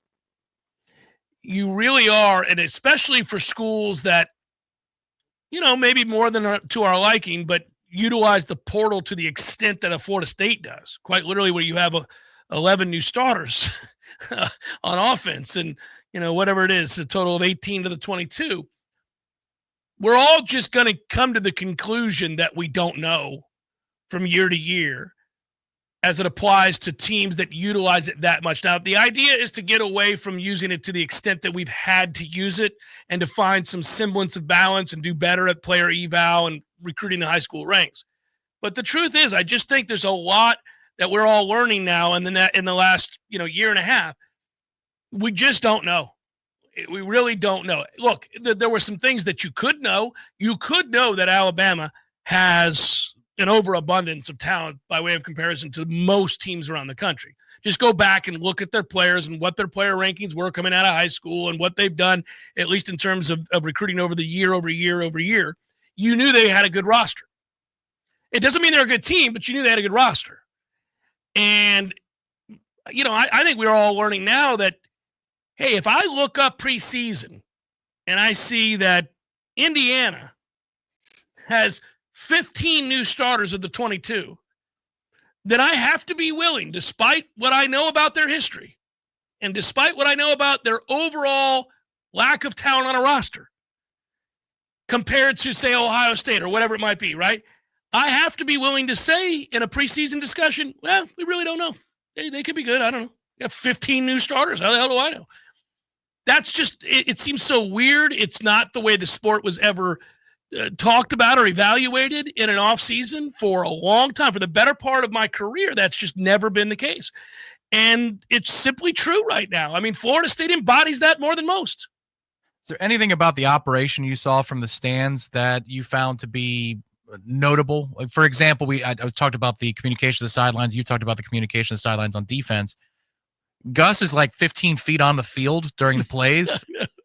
I used to be so mad because Urban Meyer was one of the first to do that. They're not telling him to get off the field. Like, Gus is out almost by the numbers on several of those plays in the first two quarters. Was there anything you saw that was either quirky, different, remarkable in any way? No, not about the operation. I just feel like they were buttoned up across the board. Everything I saw showed that they were really good at their communications, which can be bad in the first game. And I'm sure internally they would tell you, ooh, we got to get better here, and here. Just like I didn't see anything with the stadium ops that was a problem. I'm sure they're cleaning something up today where they're like, we didn't do this real well. But the operation as a whole was fantastic and really hummed. Some substitutions look good too. Substitutions on both sides good. of the ball. Yep, timely. Nobody racing out last second. None of that nonsense. Yeah, none of the umpires standing over the ball because we were late on our own substitutions. And yeah, I mean, they're the ones that burn the timeouts. They're the ones that look like a bad operation. They burned 2 timeouts in the first quarter, one on offense, one on defense, because they didn't like what they saw. Well, and to the extent that we can't know in a way that we used to in covering college football, just so you don't think it's a matter of, blowhards like me that just, talk for a living. No, these are people in the game. Nick Saban spent a considerable amount of time telling anybody who would listen in the Alabama community, and then he did it again this past weekend on game day, that year 2 under Kalen DeBoer was going to look much different and be a lot more buttoned up and a much better production than they saw a year ago. He also explained to everybody why it was foolish for Tommy Castellanos to do what he did in the preseason, talking about Alabama or talking about an opposing team. And he gave you all of these coaching pearls of wisdom, right, about how it is that'll come back to haunt him and that Florida State, that's not a good idea, especially in the season they just had. Alabama, year 2 under DeBoer, are going to look and be much better. Yeah, how about Nick Saban, the best coach in football, being 100% incorrect about everything he said on game day regarding this matchup? Well, and he said we had a top 10 roster last year, so maybe that's why he's out of the game. So my point would be that, do I think Nick Saban doesn't know what he's talking about? No, I don't. I just think that the game is crazy in the way that it's changed so quickly. Yeah. Yep. It's changed so quickly. It's like having an expansion team be your offense. It's all new. It's the same uniform, and that is it. It was also cool to see certain moments of interaction between Mike and Gus. You saw it more on television than I could in the stands because I'm in the corner. I'm closer to the defensive side of the operation. But you could see moments where Mike is doing the motivating thing. I don't know why I pronounce it that way. And Gus is doing the coaching thing. And then other moments where there was one timeout where Tommy walks up to Mike and has a conversation with Mike while Gus is instructing either the offensive line or the skill position players. They're working out the dynamics on the fly of who talks to whom and when. But it's cool to see them do that, and then they traded some smiles, obviously, towards the end of the game. One thing I'll like about Gus when he's wearing our laundry is when things go well for Gus, he's not afraid He's to demonstrative. Yeah. Like he'll do a Vince McMahon walk. He'll do like weird stuff. It's kind of strange. But for being such a quiet guy on a Monday at a press conference, old school, he'll rub it in your face a little bit. He's competitive. Yeah. Yeah. Yeah, couldn't be. Couldn't be in this business and not be. One final thing here, observation. This has added years to Mike Norvell's life. Like he is going to live a longer life having given up the responsibilities that he had a year ago. Because if you looked at him on Saturday and you listened to the measured tone afterwards, after a massive victory like this, he was humbled. It was just the right amount of praise, but also humility. I think he took the time to thank the right people and to understand, in choosing his words carefully, the right tone to set in talking about a win like that. I think there was time to reflect, and he was better able to do it because he was not all consumed by the next play. He was able to really take in big picture stuff, which is what the role of a CEO coach can be. That's the ideal way that this works out, is that you're observing much more than telling, and you're able to then pick your spots. I think one thing that this era of college football is going to force us to do, and I hope we do it, is whenever you do have the good, really embrace it. Really embrace it. Sure. Because nothing is for granted year to year. But what we're seeing this year so far, 60 minutes of football, it's one game. There are 11 more that are promised. You could feel it in the building and then watching the cutaways to the coaches on the sidelines, the structures. And by that, I mean the structure of the head coach and his responsibility. Yeah. The structure of the offense, and it was its own department with Gus leading the way. The structure of Tony White. And I get it. A lot of teams have coordinators, and they've done this a long time. But for us, it felt like Mike was involved on a lot of levels at all of these places. But he doesn't have to worry. So what you're saying about him adding years to his life, you can feel that too. Mm-hmm. That it's like Tony's group and it's his operation over here. You do your thing, Gus Tony. is over there, and then every once in a while Mike will pop into the picture when they're doing their thing. But otherwise, he's talking to the kids. He's working the officials. Like, okay, the CEO era, it does have a very different feel as we watch it from afar. Credit to Tom here, who jumped in the chat and contributed to the cause. Thank you, Tom. Bohica SEC, do yourself a favor and listen to every Mouth Breather Bama podcast you can. It's glorious. Go Noles. Thank you, Tom. Woo! Melissa, who I love, writes, that's how you do it. You hit a bitch. That's right, Melissa. That's how you do it. You do go hit a bitch. Florida Man in Alabama. Since Scum is the only home rivalry game, it needs to be the war game where Osceola dismounts Renegade. And then a golf cart speeds out with Corso to plant the spear. I like it. Woo! Thanks for the contribution, Florida Man in Alabama.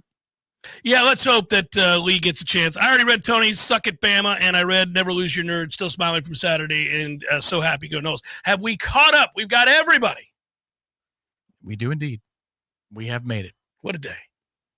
What a day Saturday was. Hey, we got football tonight. Yes, we do. The premiere of Chapel Bill. I don't know why that nickname always makes me laugh, but it does. Because it's good. It's a good nickname. So TCU, North Carolina tonight. Last night's game was good. It was looking like a Miami runaway, and then Mario did Mario things. That's right. And then Notre Dame comes back and ties it up, and you're like, okay. Hurt me on the under, though. I didn't need that for the under. Yeah. I had a good day. It was a good weekend from a gambling standpoint. Again, as I said, I recapped. Got the win for USF against Boise. Akron plus 5.5 versus Wyoming was a loss for me, which is good, though, because I like Wyoming. I did get the team total under 25 there for Wyoming, so that was a win to offset it. Tulane gave the 5.5 against Northwestern. That was easy. Rocking chair cover, Tom. Rocking chair cover had Georgia Tech minus 4.5. Boy, Haynes King is good. Haynes King is good.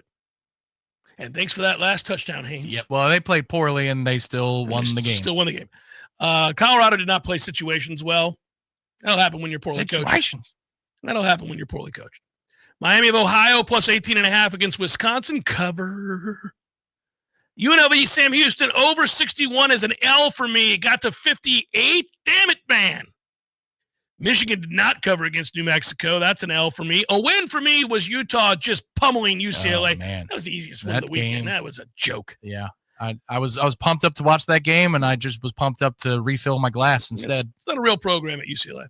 Western Illinois versus Illinois, the under 63.5 was a win. So a 7-3 week in Redemption Thursday to go with the 3-0 week the week before in week 0. That is a 10-3 start to the season. Let's do this thing, kids. Come back, wrap it up. Jeff Cameron, Show 93.3 Real Talk Radio, Warchant TV. Your local news now. A Tallahassee church.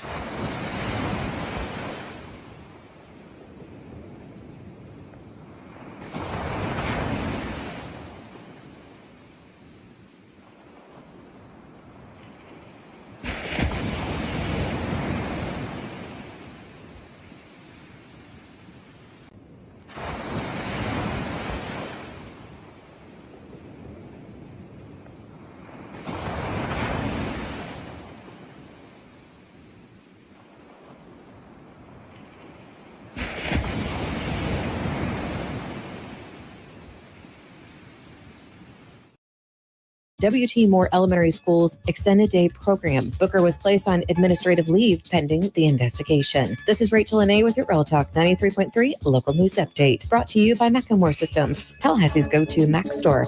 Check them out online at MacklemoreSystems.com. Now, here's your Tallahassee weather report. From the ABC 27 First to Know Weather Center, I'm meteorologist Jillian Preddy. Temperatures today will reach the upper 80s to low 90s across the area. However, we're going to be entering another dry spell here for the rest of the week. Not going to be seeing a whole lot of rain, at least until Wednesday and Thursday. And temperatures will be into the upper 80s, eventually climbing to the low 90s as we move throughout the week. But for the most part, we are unseasonably dry for this time of year. From the ABC 27 First to Know Weather Center, I'm meteorologist Jillian Preddy. Some men follow the crowd. Others take the long way. The Wayward Way. At thewaywardgent.com, we've curated the gear, gadgets, and grit every respectable man needs, from the fairway to the fire pit. We've identified the top-rated Amazon finds, so you don't have to. No fluff, just the good stuff. Visit thewaywardgent.com for the man who's not afraid to live a little off course. Thewaywardgent.com. Game day in Tallahassee starts with energy, and nothing fuels that spirit like Grassroots Coffee brand new End Zone Blend. That's right. Every cup of End Zone Blend doesn't just taste incredible. It also supports our Florida State Seminoles football program. Grassroots Coffee knows it's about commitment and being all in. Every sip of End Zone Blend helps push the program forward, supporting the grind and the climb. So whether you're at home, have a business, or just getting fired up before kickoff, make End Zone Blend part of your game plan. Support local and our favorite coffee roaster. Order Grassroots Coffee's End Zone Blend today at grassrootscoffee.com. And let's keep driving the Noles to victory. It's that easy. Drink Grassroots Coffee and help support the Florida State Seminoles. And don't forget, you can get 15% off your first order at grassrootscoffee.com. Grassroots Coffee's brand new End Zone blend. Grassroots Coffee. Made for everyone. Loved everywhere. The Jeff Cameron Show is a production of the Warchant.com Multimedia Network. Check out Warchant.com today for the latest news inside Florida State athletics. That's Warchant.com. Now, back to Jeff on Real Talk 93.3. You know what won't ingratiate you to the fan base as a coach? Kalen DeBoer has 4 losses at Alabama as a 14-plus point favorite in 14 games as the head coach. Nick Saban lost 3 of those in 139 games. Man, should have hired Norvell. That's a toughie. He's also 6-4 against unranked teams at Alabama. Saban went 124-4 in such games. So if he wins the next 118 in a row against unranked teams, he can match the record. He will tie. Just Saban. Rattle off 118 straight.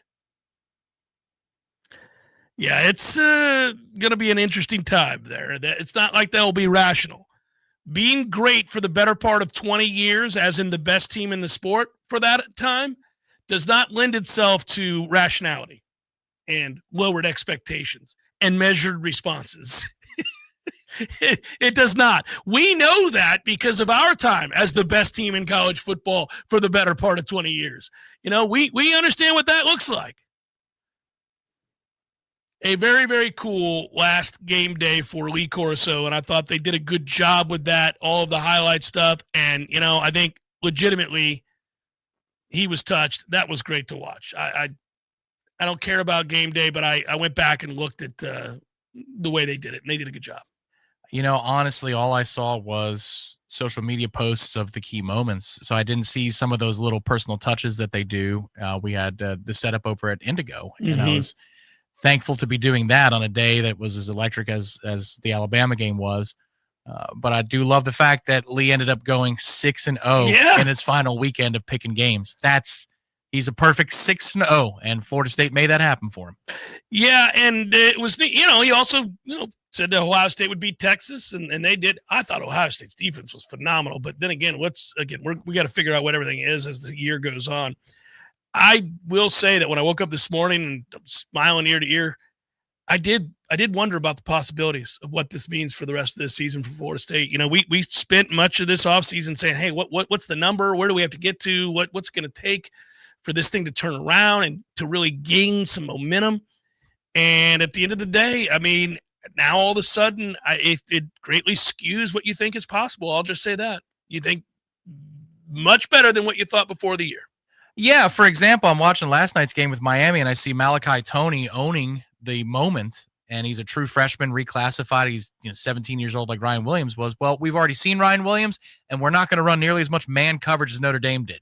They kept on running man in third and passing, and that dude dusted them every single time. Every single time.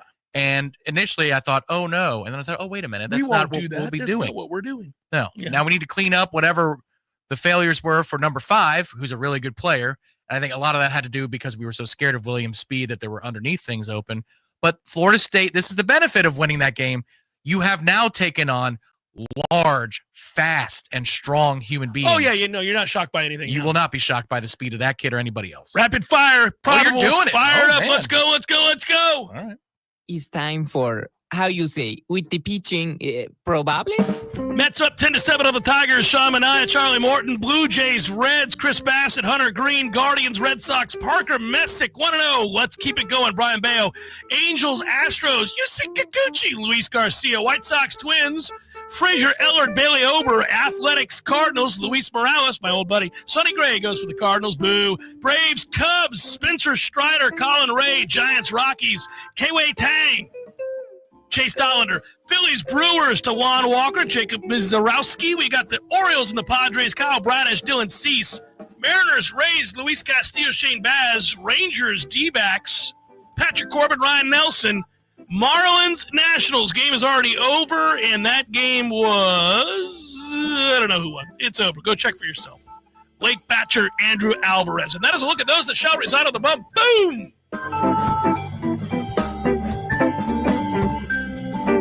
Very nicely done. Rapid fire, man. Good work out of you. Thanks, everybody. What a day. We'll be back with you for Seminole Headlines tomorrow and the bonus hour with me and Tom. Peace.